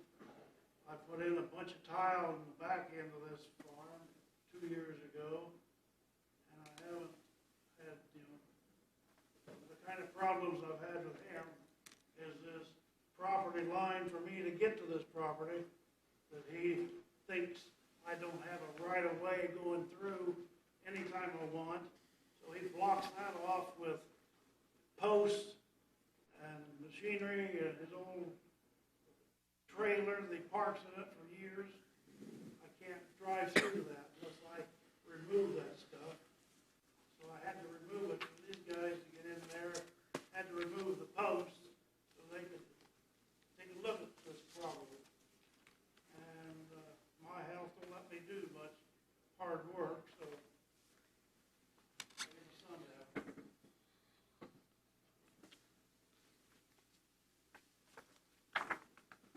Well, I'll say you've confused me more. Okay. So, the simplest answer is you've been presented with information about the blockage, the how the water flows, the potential damage to the Logan property. Maybe I'm just forgetting, I don't know what we've heard about whether this will help the drainage on the other side if you take it down.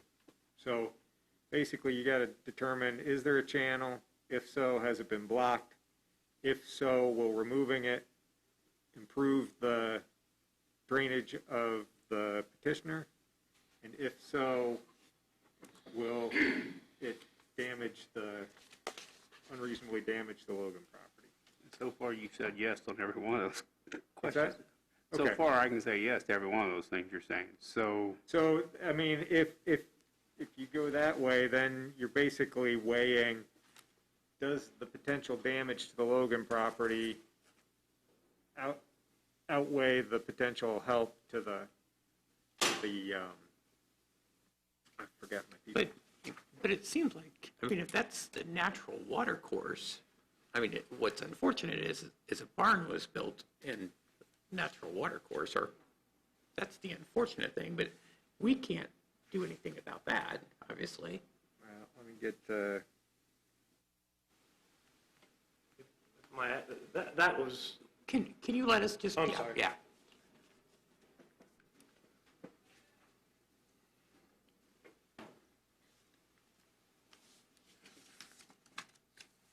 I'm just trying to get to the part where it talks about the benefit and damage. Okay. So it just says, after a hearing held under this chapter, the Drainage Board finds that basically the removal of the obstruction will promote better drainage of the petitioner's land and not cause unreasonable damage to the land of the respondents.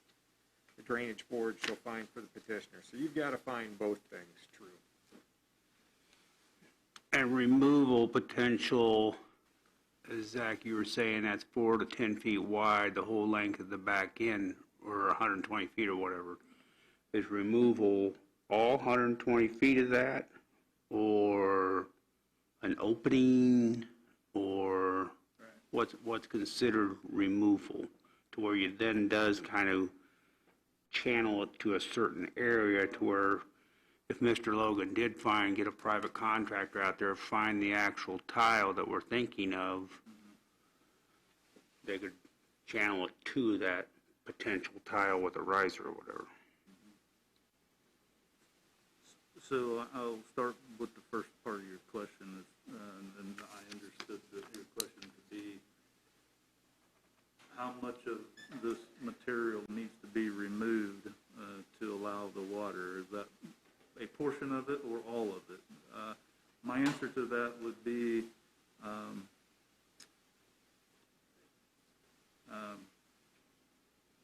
it needs to be removed to the point to allow water to flow through there, surface water to flow through there, so it's not a trading obstruction, whatever that may be. I don't think it probably needs to be all of it, but it certainly needs to be enough to let the water through. I don't have an exact footage to tell you, but I wouldn't go so far as saying that it would take removal of all of it to let the water through, but certainly enough of it would need to be removed to let the surface water through.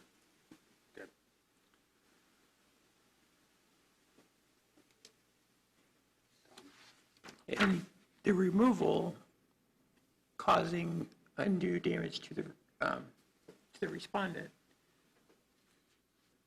would that be the case if that was, I mean, that was the way the water went prior to the obstruction? There's no statute worded. Huh. Or did it, with the tile being damaged or filled in? I mean, I think what you end up with is,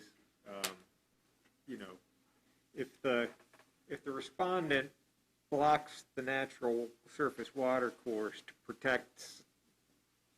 relieve a lot of damage on his yard, then you're saying, no, we won't grant the petition. There might be a civil lawsuit between one landowner and the other saying, okay, you've protected your barn, but you've hurt my crops, so you got to pay me for that damage. But it wouldn't necessarily be the drainage board's job to sort that out. Because you've got two private landowners, generally speaking, you don't have jurisdiction over it, but they've said, hey, in these circumstances where you're going to improve drainage and not, and it just says unreasonably harm, then you can go ahead and make that order.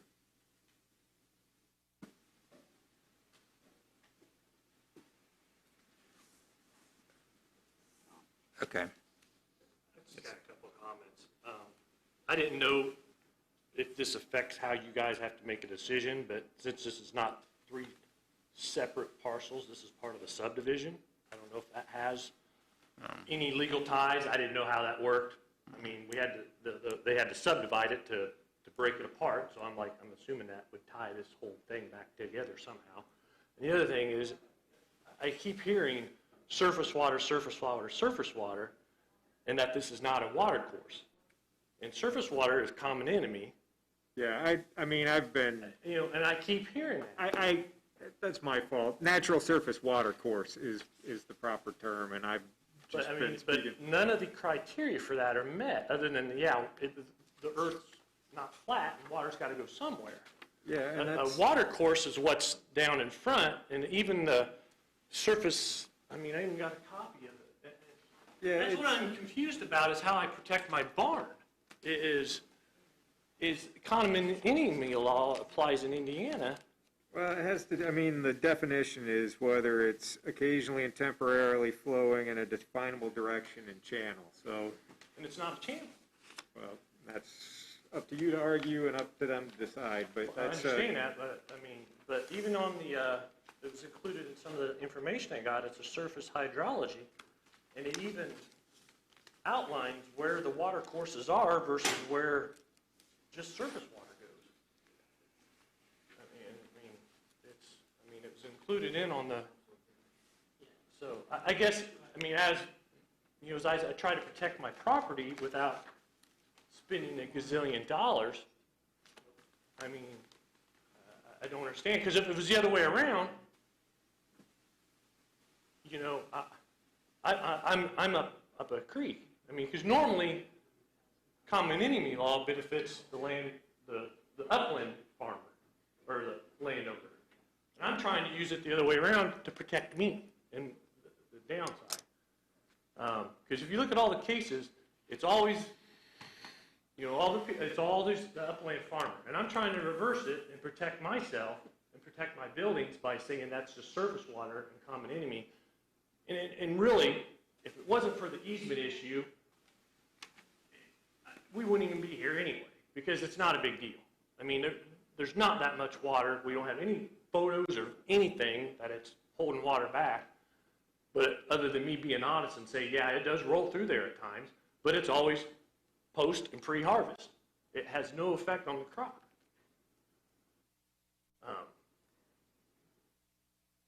But the damage it could do to my building is significant.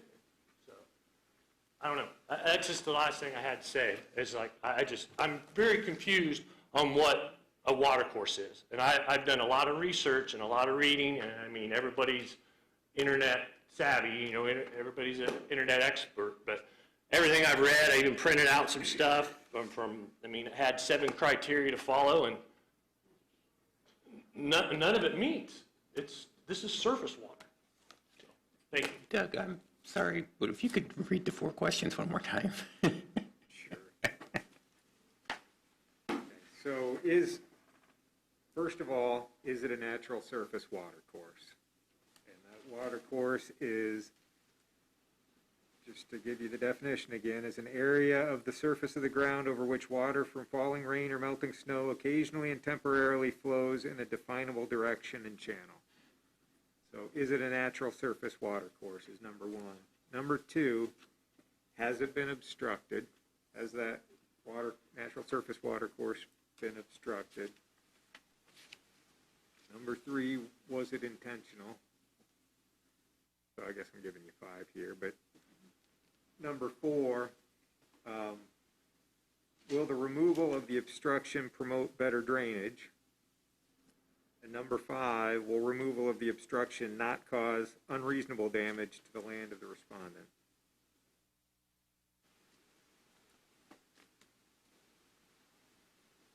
So Zach, if you could go back to the picture where you showed the 15 acres where it flowed in, please.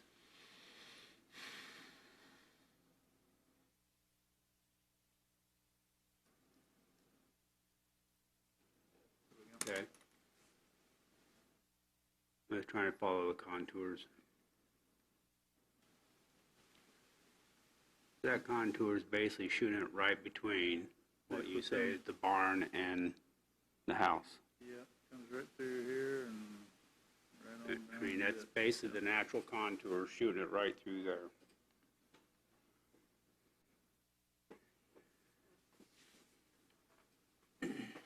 Okay, so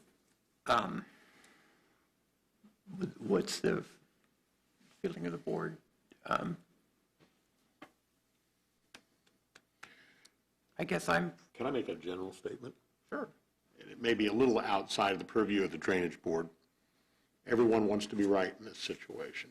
And we're dealing with a classic situation now where 2 neighboring property owners, have a fracture over something that seemed, I don't know what led to the initial discussion about the easement, but it does appear that that is what has us here today.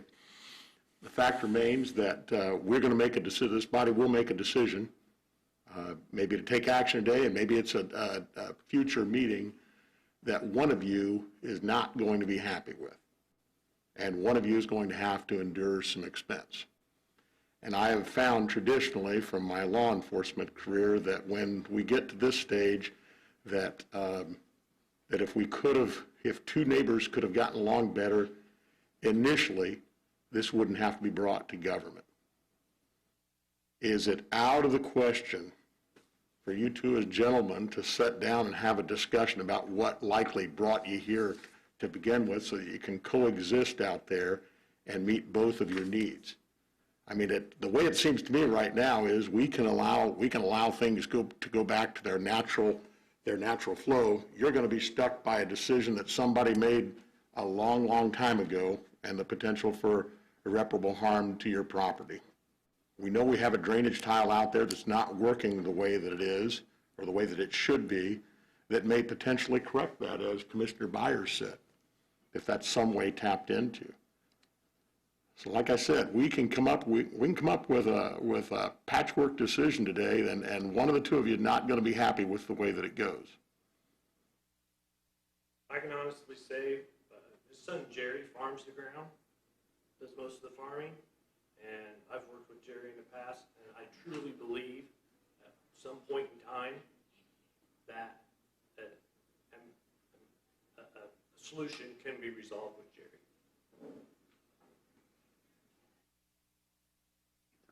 Our son has tried talking to him several times, numerous times. And it doesn't really good. Jack, what's your? I've tried to work with him, but he just gets upset, calls me names, and Cusses him out. Jack, you came to my house beating on Okay, my we're not door, going, harassing my we're not, son. no. That's enough. That's enough, yeah. Okay, so, do we, are you ready to take action? Well, yeah, I think we do have an obstruction. Yeah, I do too. And the obstruction, part of it needs to be removed. I don't know if that's, the surveyor says take 10 feet out, or I don't know how we make that conclusion. I mean, we kind of said we don't want to do the whole 120 feet. You know, what can't do. I truly think, and I think Tracy kind of hit it, Mr. Logan, I think a private contractor out there finding that tile and checking that tile could cure a lot, and it would save your barn. And I can give you a phone number of a good contractor that knows that stuff, is what I'm guessing. It's not on my property. But it's coming underneath you. If you got an outlet, It may or may not be, that's just. but that'd be the way to find it. If you know roughly where that air hole was, and the natural flow is showing it right there between your barn, I mean, just the natural contours are coming. I'll put a $50 bill on it, that I'll bet there's somewhere a tile coming through there. So, okay, let's not, So, yeah, what let's I'm not, saying is, we got an obstruction, But, I mean, so. they've been in let's, this game a long time. okay, let's go ahead and move forward here. So do, can we go ahead and rule on that and have him work with Zach's office on exactly how much would need to be removed and where, in what location it would need to be removed? I think so. Okay. Amend this. I've got sort of a draft order for you, depending on what you want to do. What's the time frame? So, Zach? I mean, like 30 days? 30 days? Yeah, I think that's okay. 30 days. Okay. So, if I understand you, and correct me if I've gotten this wrong, but this is then how I would recommend the order, that this matter is before the Tippecanoe County Drainage Board on the petition filed by Jack D. Buck with respect to an obstruction allegedly affecting the property he owns with parcel number 79-08-05-400-007.00-009. The matter was set for hearing on October 7, 2020 at 10 a.m. with notice provided to respondent Ryan Logan. Based on the information submitted with the petition, the investigation report of the surveyor, and the evidence submitted by landowners at the hearing, the Drainage Board finds as follows. Does an obstruction exist in a mutual drain or natural surface water course, the removal of which will promote better drainage and not cause unreasonable damage to the land of the respondents? The answer to that is yes. Was the obstruction intentionally created by the respondent? The answer to that is yes. Therefore, the Drainage Board hereby orders the respondent to remove the obstruction within 30 days of this order to the satisfaction of the surveyor. If the respondent fails to do so, the board hereby directs the surveyor to remove the obstruction at respondent's expense. The Drainage Board may bring an action in court against the respondent to recover the expenses, costs, and attorney's fees if this happens. 3 is the unintentional obstruction to a mutual drain or to a natural surface water course. There's nothing about a mutual drain, so it's the natural surface water course. So the petitioner is hereby authorized to remove the obstruction at petitioner's expense. Alternately, the surveyor may, at his discretion, remove the obstruction at petitioner's expense. That one's a little redundant to the second part. And this doesn't cost.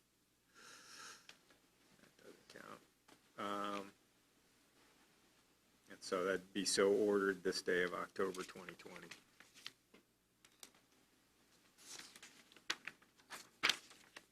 One question about your comment about the petitioners, the petitioner would remove the obstruction at the petitioner's expense? Did I hear you say that? Oh, yeah, I got to the wrong spot, so I made a mistake here. Let me correct myself. I went into the section where it was unintentional, and we found that it's intentional. So let me amend that. So you'd find that the obstruction exists in a mutual drain or natural surface water course, the removal of which will promote better drainage and not cause unreasonable damage to the land of the respondents, and that the obstruction was intentionally created by the respondents, and therefore the Drainage Board hereby orders the respondent to remove the obstruction within 30 days of this order to the satisfaction of the surveyor. If the respondent fails to do so, the board hereby directs the surveyor to remove the obstruction at respondent's expense. And that would be the conclusion of the order. Okay, questions in regard to that order? Okay. Do I have a motion to, You want to answer one final question or not? okay, one question. One last question. Is there any, in 30 days, I can't get anybody out there to resolve this issue in 30 days with as busy as everybody are with the pandemic and everything. What can I do in the meantime as fall rains and stuff come around the corner to protect that barn? Can I have an extension into the spring to deal with this? I mean, it's not like anything's going to hurt this field. The crop's already off. Yeah, not the way the order's read. It would need to be in, I mean, you'd said it would take 15 minutes in a rake, I think, so. No, but that opens that water to go into my barn. And that's something you'll have to handle on your own, yeah. But I'm asking, I have, but you're putting me in a position that I can't resolve that water going to my barn in 30 days. If I take this out, I can't get in there and get a tile dug all the way down there in 30 days. I mean, I got fences to take down. I mean, there's all kinds of stuff that's got to happen. I'm just, if you're going to expose my barn by honoring his petition, that's fine. Please give me ample time to construct an adequate way to deal with the surface water. I think I can semi-answer that, but I really don't want to answer it. If you're showing good effort and truly trying to get this fixed, we can do extensions. But we've had to do that before on some other projects. But it means you're working on it. If you're all of a sudden coming in on day 30 and saying, you know, we don't all look as tough as we look up here. I mean, we're willing to work. Most likely, I'll have to do it myself. Is the order strict in that it has to be? Well, it says 30 days. If you wanted to do something where he submits a request for an extension, then you can consider that. Okay. Could you add wording to that an extension could be granted based on progress being made on the project? We could turn wet for 30 days in a row, you know, or something like that. I mean, Okay. it shouldn't be that hard. As low as that ground is through there, I could probably lay tile All right. on the Also ground, move, Tom. dirt on Okay, top. so we have a motion? I'll second the motion. Okay, so we have a motion and a second to approve those findings as amended. Any further discussion? Hearing none, all in favor, say aye. Aye. Those opposed? Okay, that passes. All right, and no other business? I'll take some motion to Move to adjourn. All right, we're adjourned. Thank you, everyone.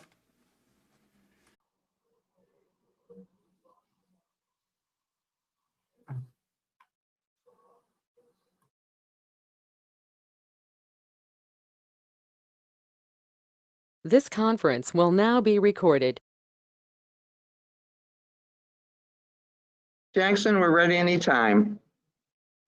Wonderful. Thank you. Welcome all. With that, Zach, would you go? Well, we'll go ahead and call the October 7th, 2020 Executive Committee public hearing to order. First item on the agenda is the roll call. Zach, if you would, please. Certainly. When I call your name, please signify your presence. Jackson Bogan, Here. Tom Murtaugh, Present. Gary Schroeder, Here? Jerry Reynolds, Here. Carl Griffin, Here. Larry Leverance, Here. Greg Jones. Greg has let us know he will be absent today. We do have a quorum, though. Thank you very much. With that, we'll go on to the approval of the minutes. I move to approve the minutes from the September 2nd, 2020 meeting as submitted. I second that. A motion, a second. All in favor? Aye. Aye. Aye. Aye. Opposed? That motion carries. On to new business. I move to continue S 4938 Moulter 2 subdivision minor sketch and S 4939 Newton Farm subdivision minor sketch to the October 21st APC meeting for both to complete required soil testing. A second. We have a motion and a second. All in favor, signify by aye. Aye. Aye. Opposed? That carries. We have no public hearing today, so we'll go on to the approval of the October APC public hearing agenda. I move that the following resolution be placed on the October 21st, 2020 Area Plan Commission public hearing agenda. Resolution 2020-05. Amendment to the Consolidated Creasy Central Economic Development Plan. A resolution determining that the amendment to the Consolidated Creasy Central Lafayette Economic Development Plan conforms to the comprehensive plan for Tippecanoe County, specifically adding the proposed Lafayette Police Station with parking garage to be built on the south side of Columbia Street between 6th and 7th Street. Second. We have a motion and a second. All in favor, signify by aye. Aye. Aye. All opposed? So moved. That carries. I move that the following bylaw amendments be placed on the October 21st, 2020 Area Plan Commission public hearing agenda. Resolution 2020-06, bylaw amendment to add the form-based overlay zoning comprehensive plan fee to the fee schedule, and Resolution 2020-07, bylaw amendments to amend legal ad forms. Second. We have a motion and a second. All in favor, signify by aye. Aye. Aye. Aye. All opposed? That motion carries. I move that the following unified zoning ordinance amendment be placed on the October 21st, 2020 Area Plan Commission public hearing agenda. That'd be UZO amendment number 98, Discovery Park District Overlay. Second. We have a motion and a second. All in favor, signify by saying aye. Aye. Aye. All opposed? That motion carries. I move that the following subdivision petitions be placed on the October 21st, 2020 Area Plan Commission public hearing agenda at petitioner's request. Placement thereon being without reference to compliance or non-compliance with the adopted subdivision ordinance.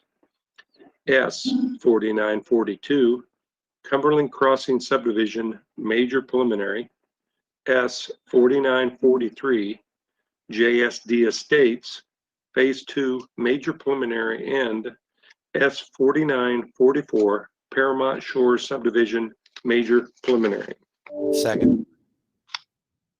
All in favor, signify by aye. Aye. All opposed? That motion carries. I move the following rezoning petitions be placed on the October 21st, 2020 Area Plan Commission public hearing agenda. Those would be Z 2798, West Lafayette Public Library Leasing Corporation, Anastasia Pertulis West Lafayette Public Library, PD, PDNR to PDNR. Z 2806, Tippecanoe Development LLC, A to R1. Z 2807, Jetboy LLC, GB to I3. Z 2808, Stephen McIntyre, NB to R1, and Z 2809, Purdue Research Foundation, GB, NB, OR, PDMX, PDMR to CBW. Second those. Did we have a second, Carl? I second. We have a motion and a second. All in favor? Aye. Aye. All opposed? That carries. There are no new cases for the ABZA, so we're on to the determination of variances. I move the following request for variance from a unified zoning ordinance is not a request for use variance prohibited from consideration by ordinance and statute. That is case 2020-17, Upper Main Development, LLC. I second. We have a motion and a second. All in favor? Aye. Opposed? That carries. Review and approval of the September budget report. I move we approve the September budget report as submitted. I second. Sally? Okay, there are a couple things to point out to you. If you look at the middle column that says mid-year/end year transfers, you'll see that we're moving what amounts to a total of $30,000 out of full-time personnel, and we're moving it into other professional services. That is so that the contract for Mercer Group, the executive search company that we're using to find my replacement, can be paid. The $30,000 includes contract amount and then a maximum amount of expenses that could total $30,000. That request is going to the county council because it's between budget series, and that'll be heard Tuesday morning at the council meeting. Then if you look at expenditures this month, under minor equipment, there's an expense for $824. I was able to use that money to upgrade 4 monitors for GIS staff, but 2 of those monitors, so 80% of half of that amount, we can bill to NDOT for our federal PL money, and the county general fund will get 80% of half of that back. Down under dues and subscriptions, there's an amount of $318.02. 249 of that was for GoToWebinar for us to host the MPO conference last week. And then the rest of that is the Lafayette Leader subscription for the next year. Wonderful. Thank you, Sally. Any questions? Hearing none, we have a motion and a second. All in favor of approval signify by aye. Aye. All opposed? That carries, and I believe there's one more step, Gary. If there's no other business, I move to adjourn. So moved. All right. Over to you, Larry. Thanks, Jackson. Thank you. Zach, While we are wait, we? Sally, how's the, If I could interrupt for just a minute. Certainly. So far, there is nobody who has appeared in the room to present, but if somebody does, again, I will let you know. We do have Liz Solberg also on GoToMeeting, and she would like to read a letter from the League of Women Voters when we get to the solar ordinance portion. Very good. Thank you. I'd say give us a minute or two, Larry, just in case Okay. anybody's trailing in. All right. I'll give you a heads up. Clock on.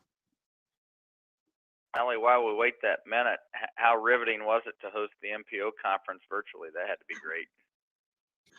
Well, I got a couple of nice complimentary emails after the fact. On our end, the technical end, I thought everything went really well. So I was pleased, and the speakers did a really nice job and had nice meaty information for us. So we'll hope that next October we'll be able to have everybody here in town. Good deal.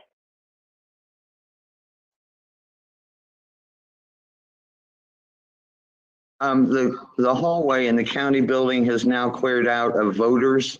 They ended the voting today at 4:30, which I think they will be doing every day. We thought perhaps anybody who might be coming for our meeting might be sort of caught up in that, but it doesn't appear so at the moment. And Larry, you should be good to start whenever you're ready.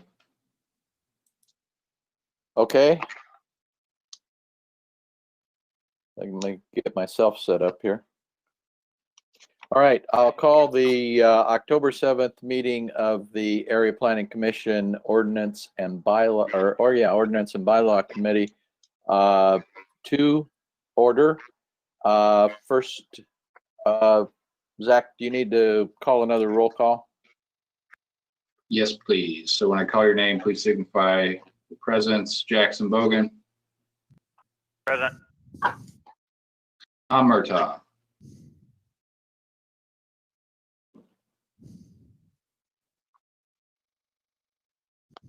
Tom, you there? I see him. We'll come back to him. Gary Schroeder. Here. Jerry Reynolds. Here. Vicky Pearl. Present. Carl Griffin. I'm here. Larry Leverins. Here.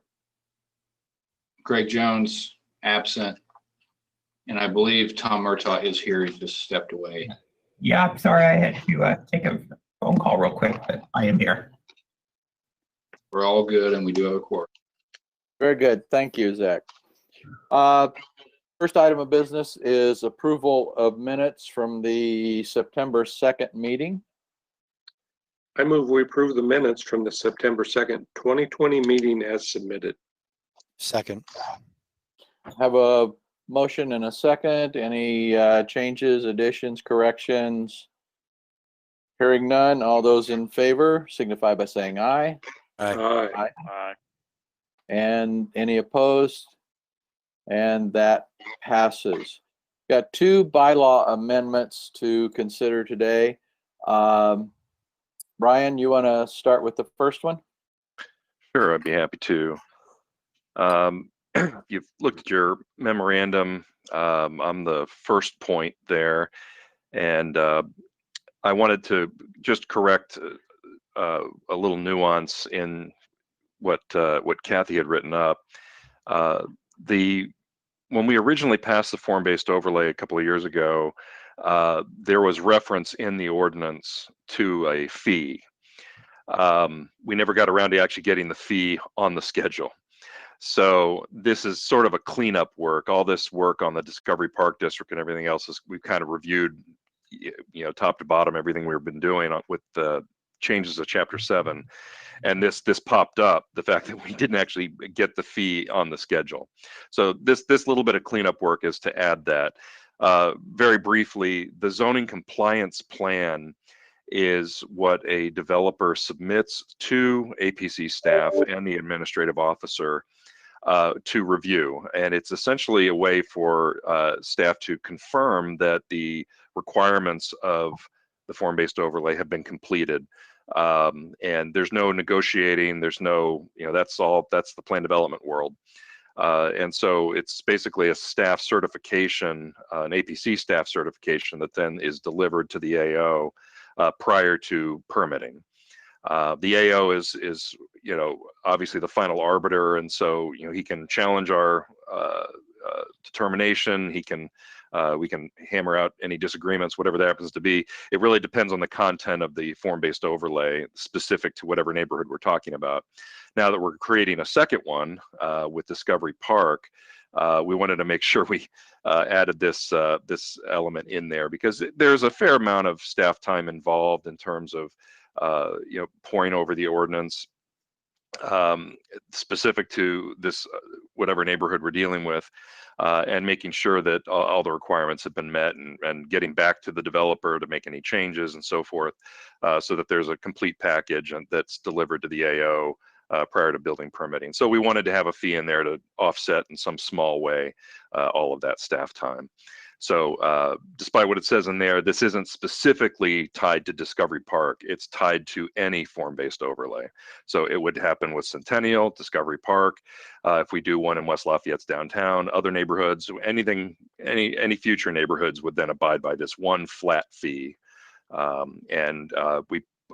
It's on the second page of that packet there. It shows the fee schedule, and then we just add this, it's a $500 base fee, which is very much in keeping with all of our other base fees, whether it be a conventional rezone or a BZA petition. We felt that kind of flat fee made it simple for everybody. So that's all I have to say about that. Be happy to answer any questions. Any questions for Ryan?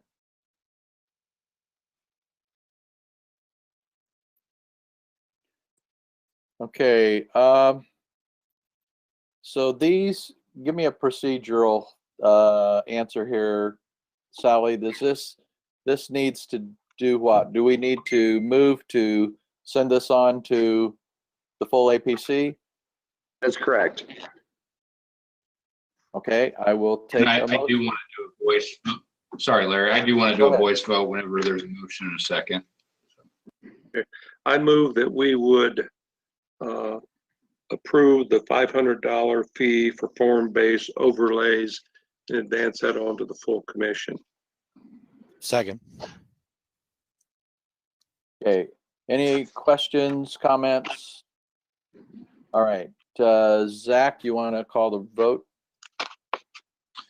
Yes, when I call your name, please signify your vote with approve or deny. Gary Schroeder. Approve. Jackson Bogan. Approve. Vicky Pearl. Approve. Tom Murtaugh. Approve. Gary Reynolds. Approved.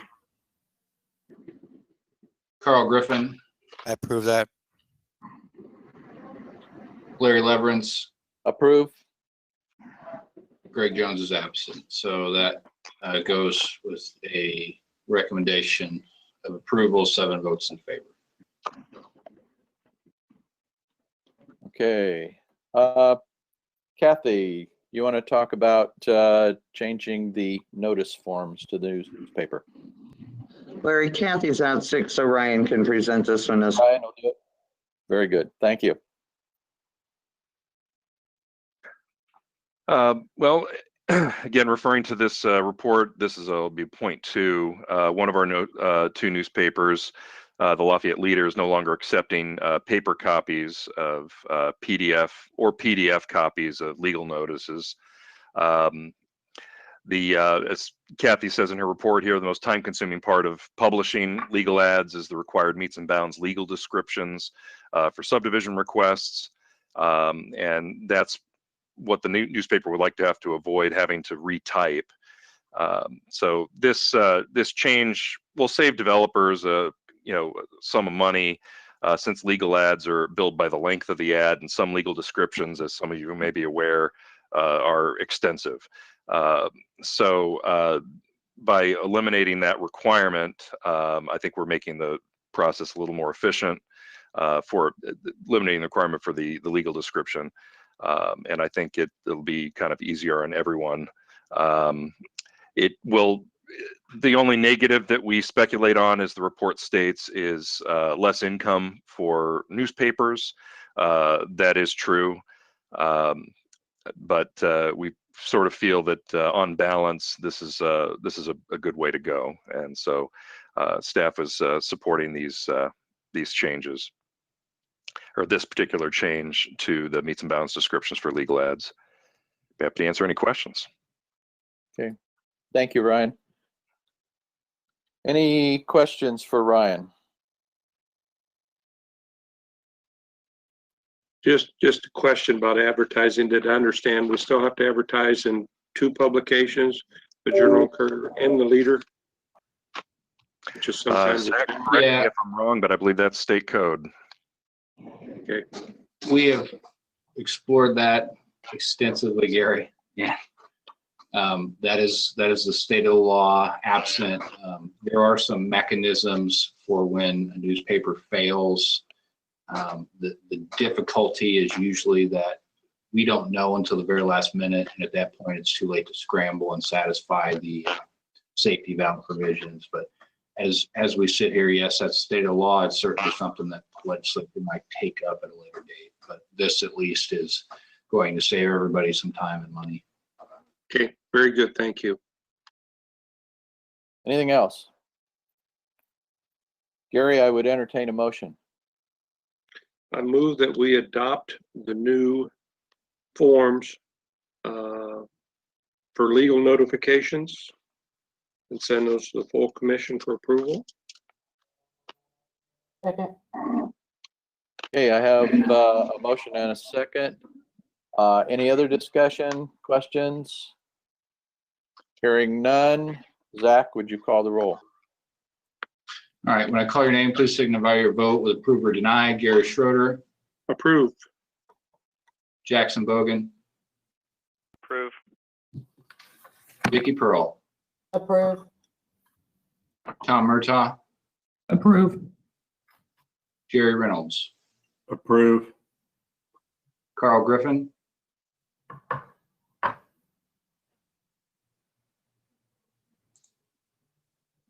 And Doctor, I missed you.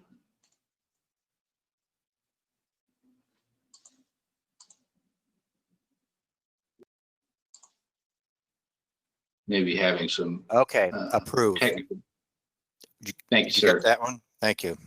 Yep, we're good. Larry Leverance. Approved. All right, 7 votes in favor of moving that on with a recommendation. Okay, thank you, Zach.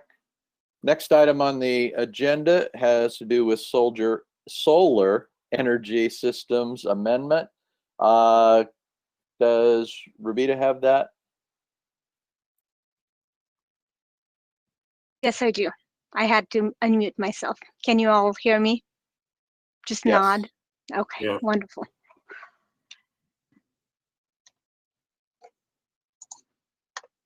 Good afternoon, everyone.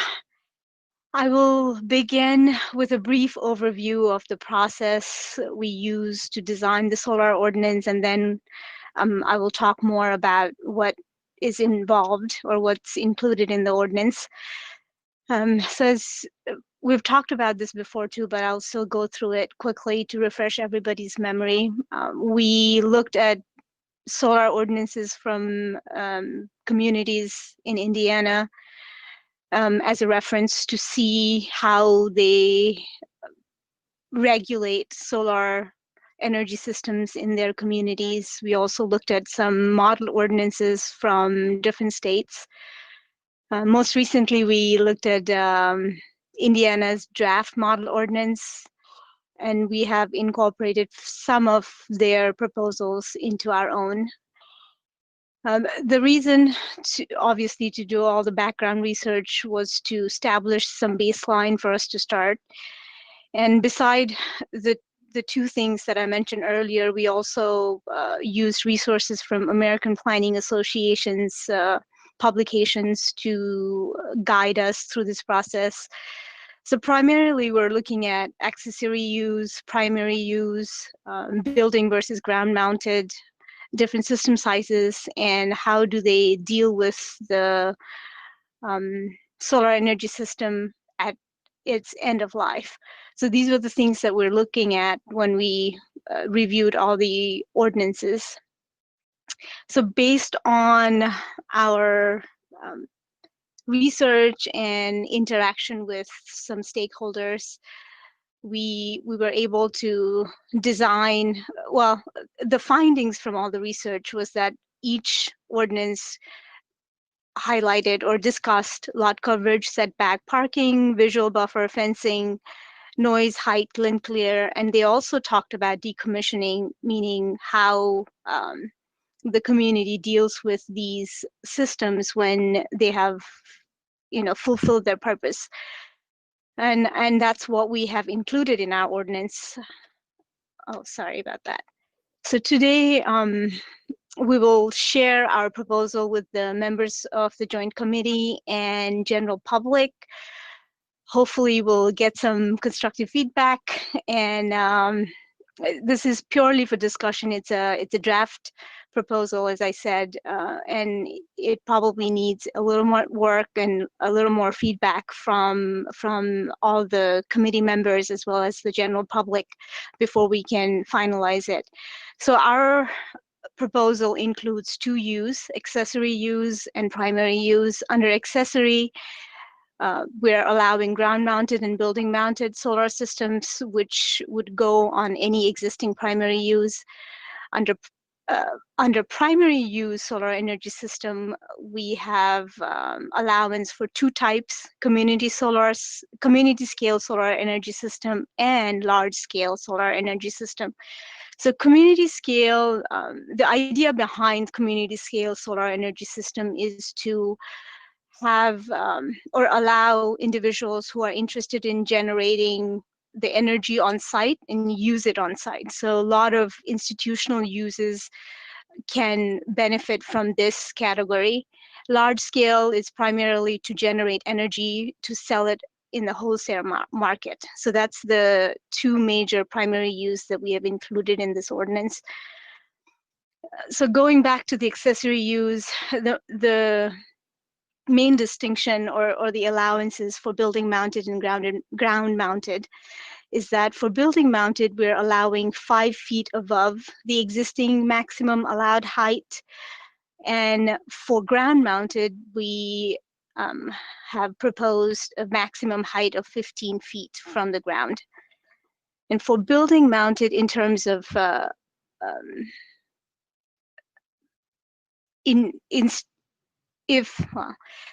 the idea behind the 3 feet beyond the front and rear of the building is that we would want homeowners who already have some restriction in terms of lot size benefit from this as well. So if we allow the solar systems to extend beyond the building 3 feet to the front and rear, they would have a lot more options in terms of availability.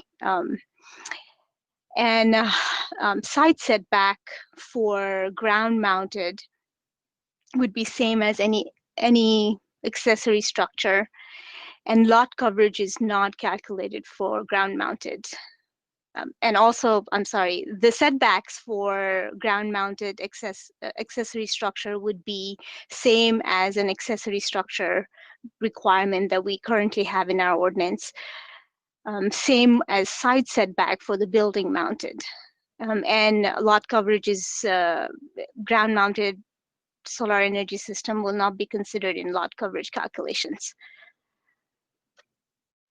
So going into primary use, we are proposing that community scale solar energy system would be permitted in all zones except floodplain by right.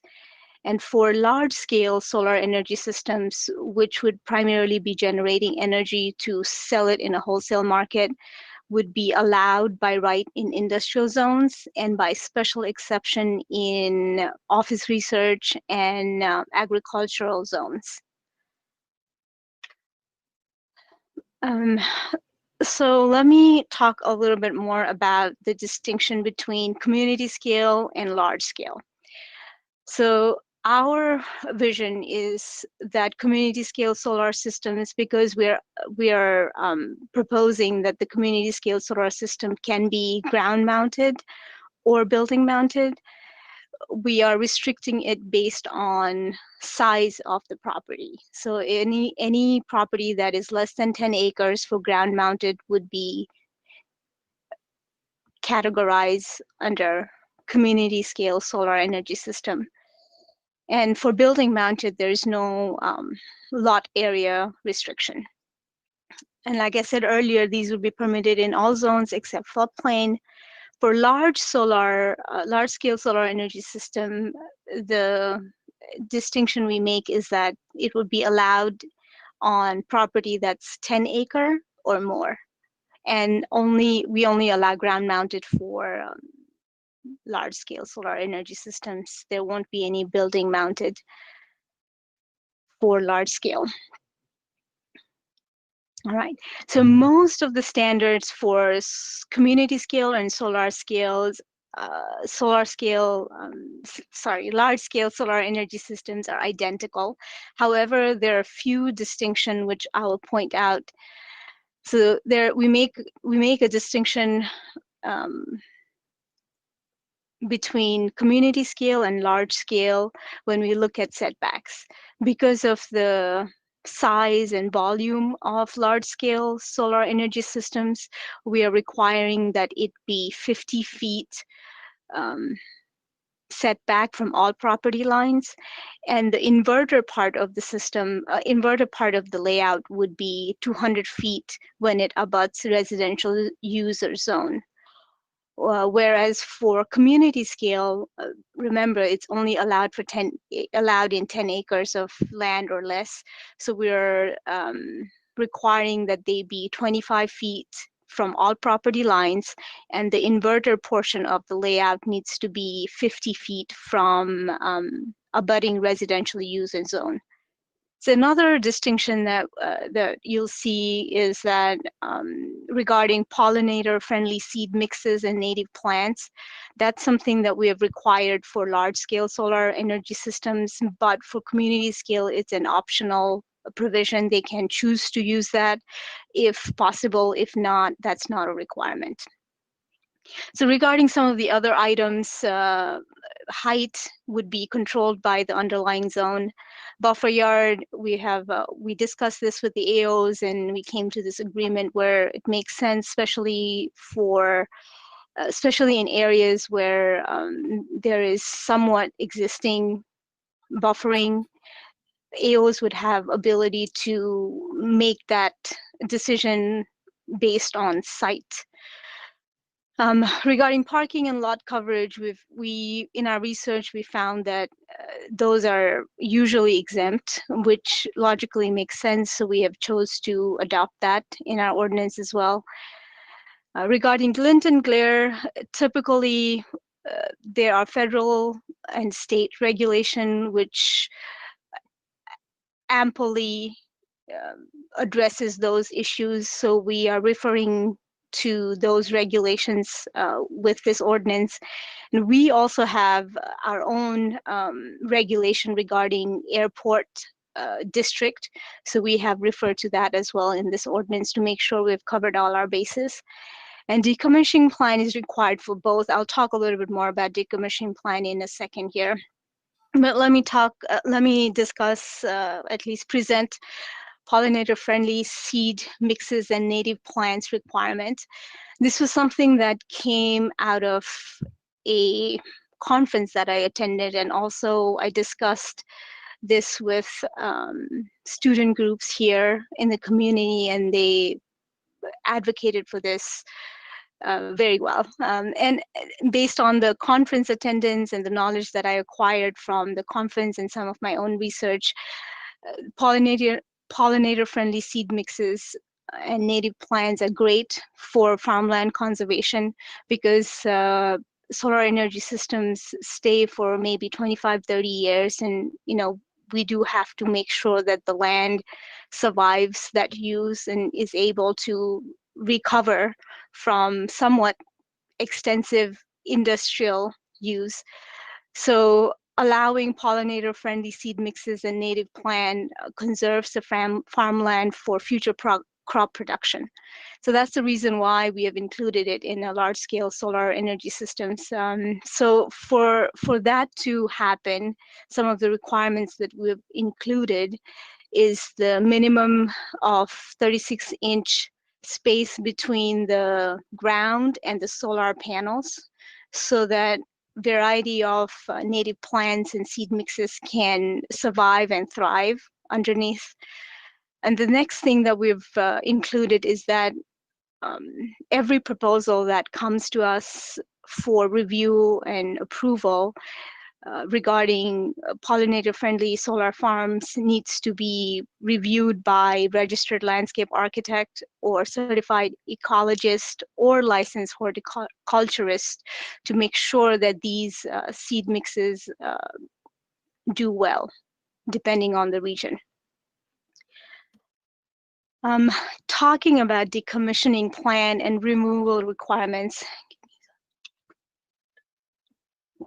the reason behind this is that we need to secure some funds for safe disposal of solar energy systems at its end of life. And to do that, some of the requirements that we have included in the proposal is that, of course, all solar installations and related electrical and mechanical equipments needs to be removed from site and safely disposed. But we are allowing landowners to request retention of pollinator-friendly seed mixes, driveways, and fences if they want. And that's something that could be done if the landowner is interested to do. So decommissioning portion talks about requiring solar developer or the applicant to provide us with itemized cost estimate to decommission the systems prepared by professional engineer or contractor with expertise in removal of solar facilities. And this cost estimate will not include any salvage cost or salvage income that they could have. And the decommissioning cost estimate should also include some mechanism to calculate increased removal cost due to inflation. There are a lot of information on this, not from communities in Indiana, but from American Planning Association. However, this is a topic that we probably would require a little assistance from the experts in the panel here or in the committee members. And we're also requiring that the cost estimate be reviewed every 5 years, and based on that, the updated security bond be posted in every 5 years.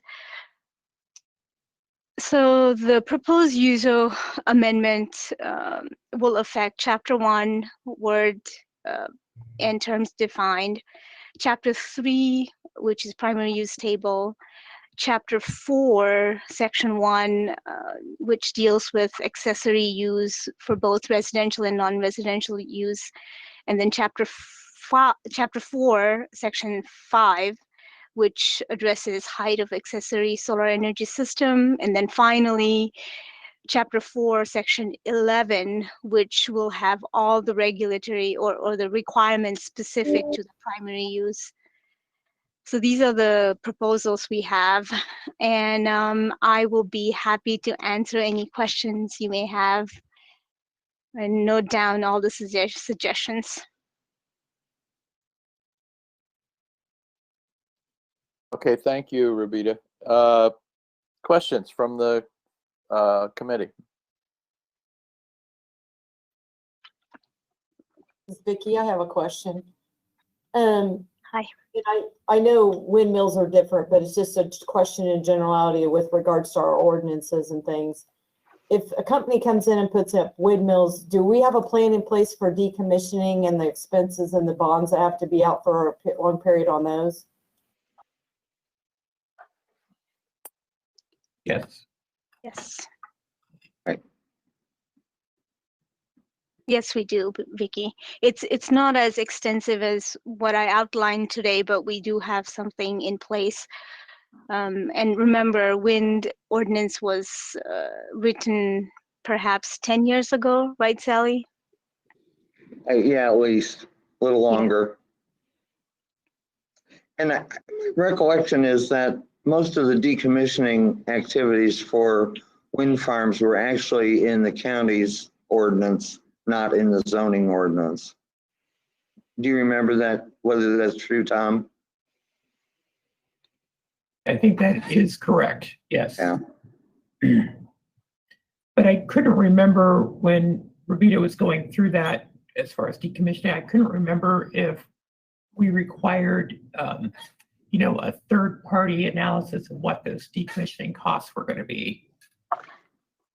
Yes, we would. So the current ordinance requires the applicant to provide the itemized cost estimates prepared by a professional engineer or contractor. We don't have a provision where we then take that in and do a third-party review on our end. Is that what you're asking, Tom? No, not particularly. I just couldn't remember when we were talking about the wind energy. Oh. If we had a third. I don't remember either whether your ordinance required a third-party analysis of the cost or whether we just came up with a flat number per. Yeah. And that is kind of an important piece that we'll want to get hammered out as far as decommissioning, because obviously if these things are in place for 25 years, it's going to be important that we have the means to remove those and have enough funds in that there to do so. Yeah, I think we want to make sure that we don't end up with a situation that we faced but favorably resolved with some gravel pit reclamation that didn't get done until we got tough about it. But what we did know was that the amount of the bond that we required for reclamation 15 years ago was not going to be sufficient to actually finish the reclamation if push came to shove and we had to do that. Yeah. So we're trying to avoid that situation here. So there will be a bond required for the, whatever it is, the estimate, if there's a third party or not. How are we coming up with that value, or that's kind of a discussion topic? Is that what we're? Well, it'll be based on the solar developer's professional engineer or hiring a contractor who has experience in removing solar facilities, and they will have to provide the estimate for us. It's pretty much what we do with subdivisions when we're requiring a bond for infrastructure. It's the developer's professional engineer who comes up with that cost estimate.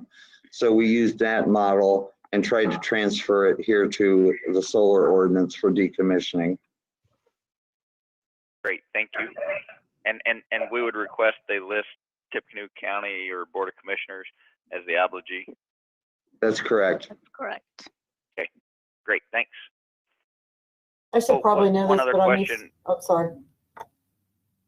Oh, mine's in regards to something totally different. So if somebody has another question on this topic. I just have a quick question on the surety bond because I'm used to dealing with letters of credit, and I know you deal with the other. So do those expire annually, Jackson, or somebody that deals with those? I'm just wondering if they have to be renewed annually. How does the county keep track of that? Well, for a subdivision or a reclamation bond, it's written so that it stays in full force and effect until we have released it. Now, what we don't always have a clear handle on is that developer making the annual premium payments? But I think we would be notified by the bonding company if they weren't getting the payment. So that's what we expect would happen in this case. A letter of credit is a little bit trickier because typically when they expire, they expire. So we are, it's much easier on the government end if we have bonds, or if we either bonds or some kind of cash deposit or a some other financial instrument deposited with the county. One of the concerns that comes up with a surety bond like this over a few, because we're talking about 20, 25, 30 years, and if we have someone that, let's just say, goes out of business, bankrupt, whatever the case might be, and they do not pay that bond in year 20, and now all of a sudden it expires, and that bond is no longer enforced, now we have no recourse to go back against it because they didn't pay the premium, so the bond cancels. I think we'd want to make sure, and I am not a bonding expert, but I think we'd want to make sure that if that is an option for that to happen, that we may want to see them to be able to have them fund the cost of the bond and sit in escrow for the premium payment for the duration of the project. Yeah, and Jackson, I think, and I'm, go ahead, I'm sorry, Tom. well, with the wind, in the wind ordinance, it stated that it had to be funded up front. So I think it was a 30-year term, and that it had to be paid for by the company up front. So we the bond was paid for. Great. We'll take a closer look at that wind turbine decommissioning ordinance and try to, well, first let's assess what, if that's what everybody thinks is a good idea. And if it is, then we'll mimic that in this ordinance. Well, I think the question is if the money was collected up front, then but if it's, I'm with Jackson, it's like if something goes out of business, we already have the money, so as long as we're collecting it up front. Well, I understood that we were collecting the premium, not the full amount of the bond. Correct, but the premium would then, I would think, be used then to pay for the policy, which would then, correct, they would default on right, removing it, and so then we'd have a claim against the bonding company to remove right. the decommission plan.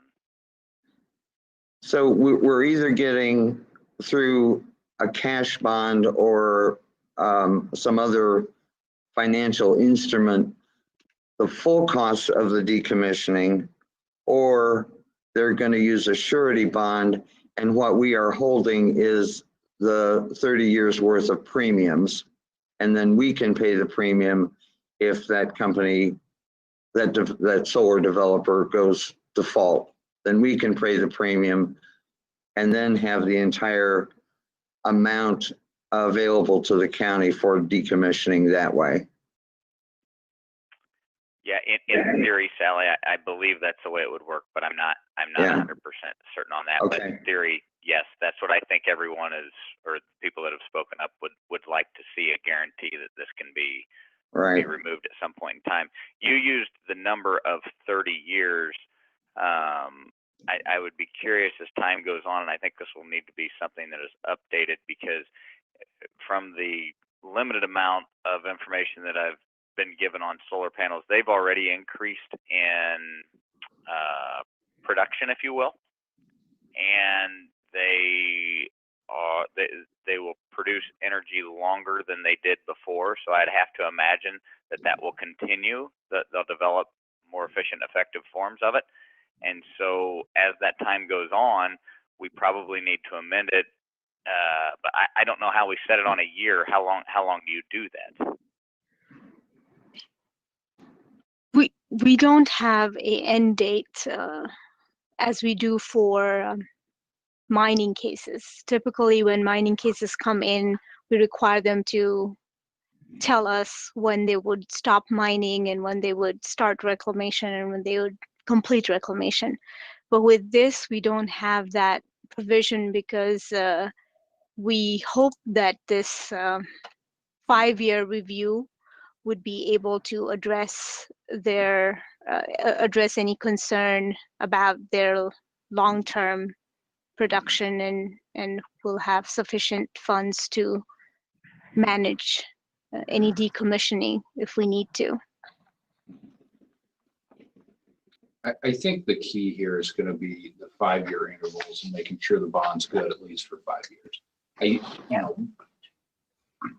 Arguably you could get a bond in perpetuity, but the problem then is, if construction costs go way up. So I think the 5-year review period protects us as best we can. In the event the company would go out of business, I think we have to have a mechanism to notify them, a year before. And then if we don't have any contact or we find out they've gone out of business, then we've still got time to call in the bond and make sure it doesn't fail. By the same token, if we're renewing the bond and they miss that deadline and we think we are unsecured, they're going to be in violation of the ordinance. They can get a nasty gram from the city attorney saying, you're in violation, your solar array needs to come down immediately until you get this bond up, and then that should trigger any scale of this size is going to be. So I think the review period is a great idea. I think all the concerns are very good ones, especially with projects of this scale. So we need to have both the USO mechanism to check it every 5 years and our own internal processes to make sure that bonds are filed, companies are still in business, can track these things during the life of the project.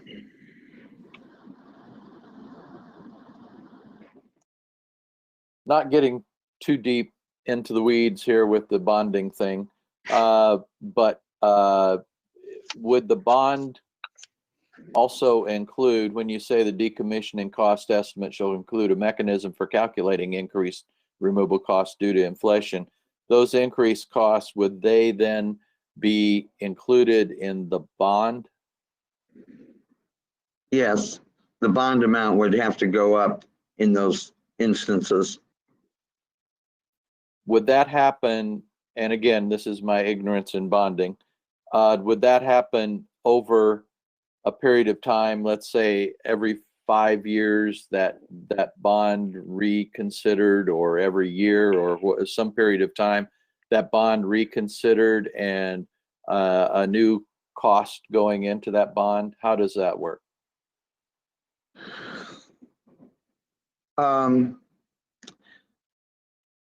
There are pretty standard resources for determining what inflation has been. My thought is we probably would use one of those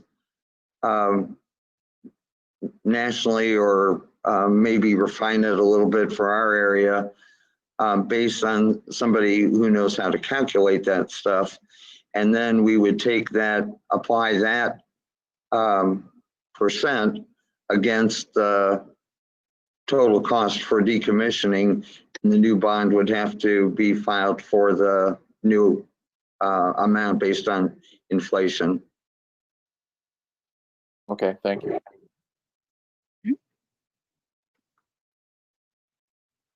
Any other comments?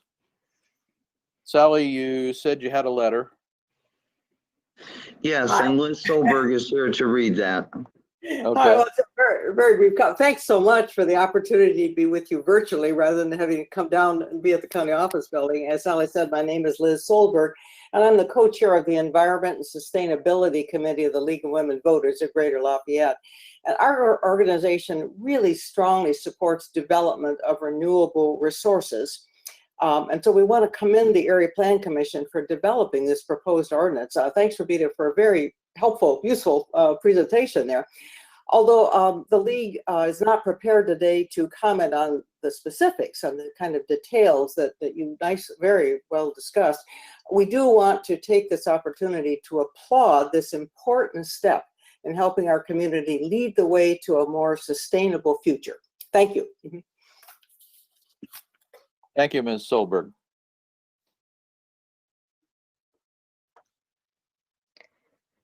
Any other comments from the committee? Do we need, or should we, Zach, take public comments, or if there are any on this? Yeah, sure. That's chair's prerogative. And I think staff wants you to take this home for a month, read Right. through it, come back with comments. That's our intent, and we'd Yes. like for you to, go through the details of the ordinance, having had this overview and introduction. And then next month, we would be getting into the weeds on the specifics, how big, how far should the setbacks be? Are we going to require for certain kinds of large scale farms? Are we going to require the pollinator friendly plantings? We'll get into those details next month. And if we don't finish that next month, then we'll go another month. But we want everybody to feel like they've had an opportunity to discuss those details. Okay. Sally or Ryan, are there any other public comments out there? Yeah, I've been scanning social media and we currently have no comments. Okay.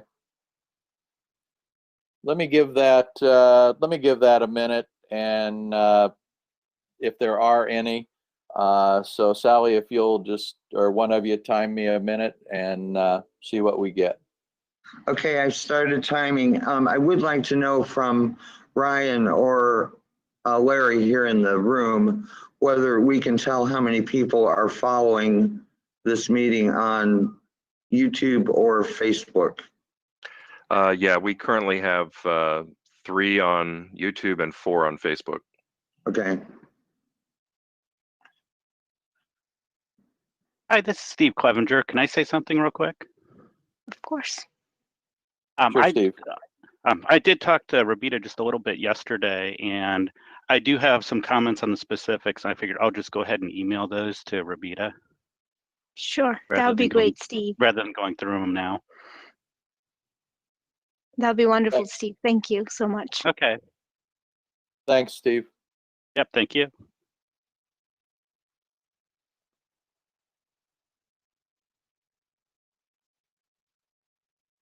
We are now at the end of another minute, and we should check and see if there's any written comments from YouTube or Facebook. Ryan? Still no comment on either platform. Okay, very good. I will say also that I want to commend Rabita, kind of referred to working with students on this, and I want to commend their input as well. I think they're very concerned and have really offered some good insight to this, as well as some other of our environmental concerns that we've been dealing with over the last few years. So thanks to them as well. Any other citizens' comments? I'll give you another minute to throw in there. Okay, I got the watch started. All right. While that's going on, I encourage everyone to take a look at this ordinance, this amendment, and be prepared next month to really dive into this and see what we can put together and go with it. One thing I might say is that for the community scale solar, what we're thinking somebody might want to do is provide alternative energy, say at an apartment complex, or an industrial park might devote an outlot in the industrial park to help provide electricity within that industrial park. Or a shopping center might have rooftop solar to help power the commercial center. So those are the kinds of things that we're thinking about as examples in a community solar application. Sally, would that be the same as TSC wanted to do the school? If they're looking for to put solar array at a school, for example? If TSC was doing it for one school only, it would be in the accessory range. Okay. Even less regulated. If they were going to do, they might, in the Harrison, Burnett Creek, Battleground Middle School complex at 600 North. Right.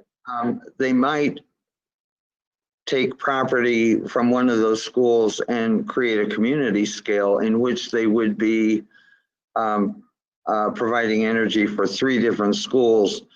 1 might be on site and 2 might be off site.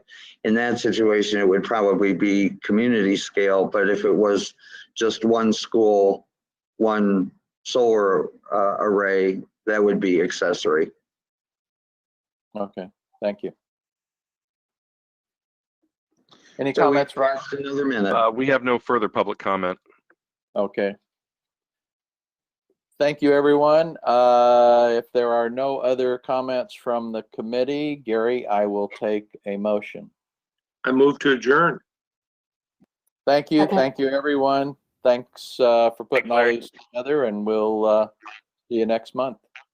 Thank Or you. actually, in a couple weeks. Good night.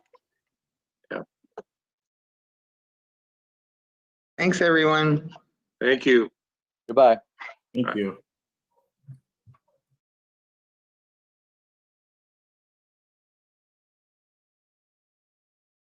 This conference is no longer being recorded.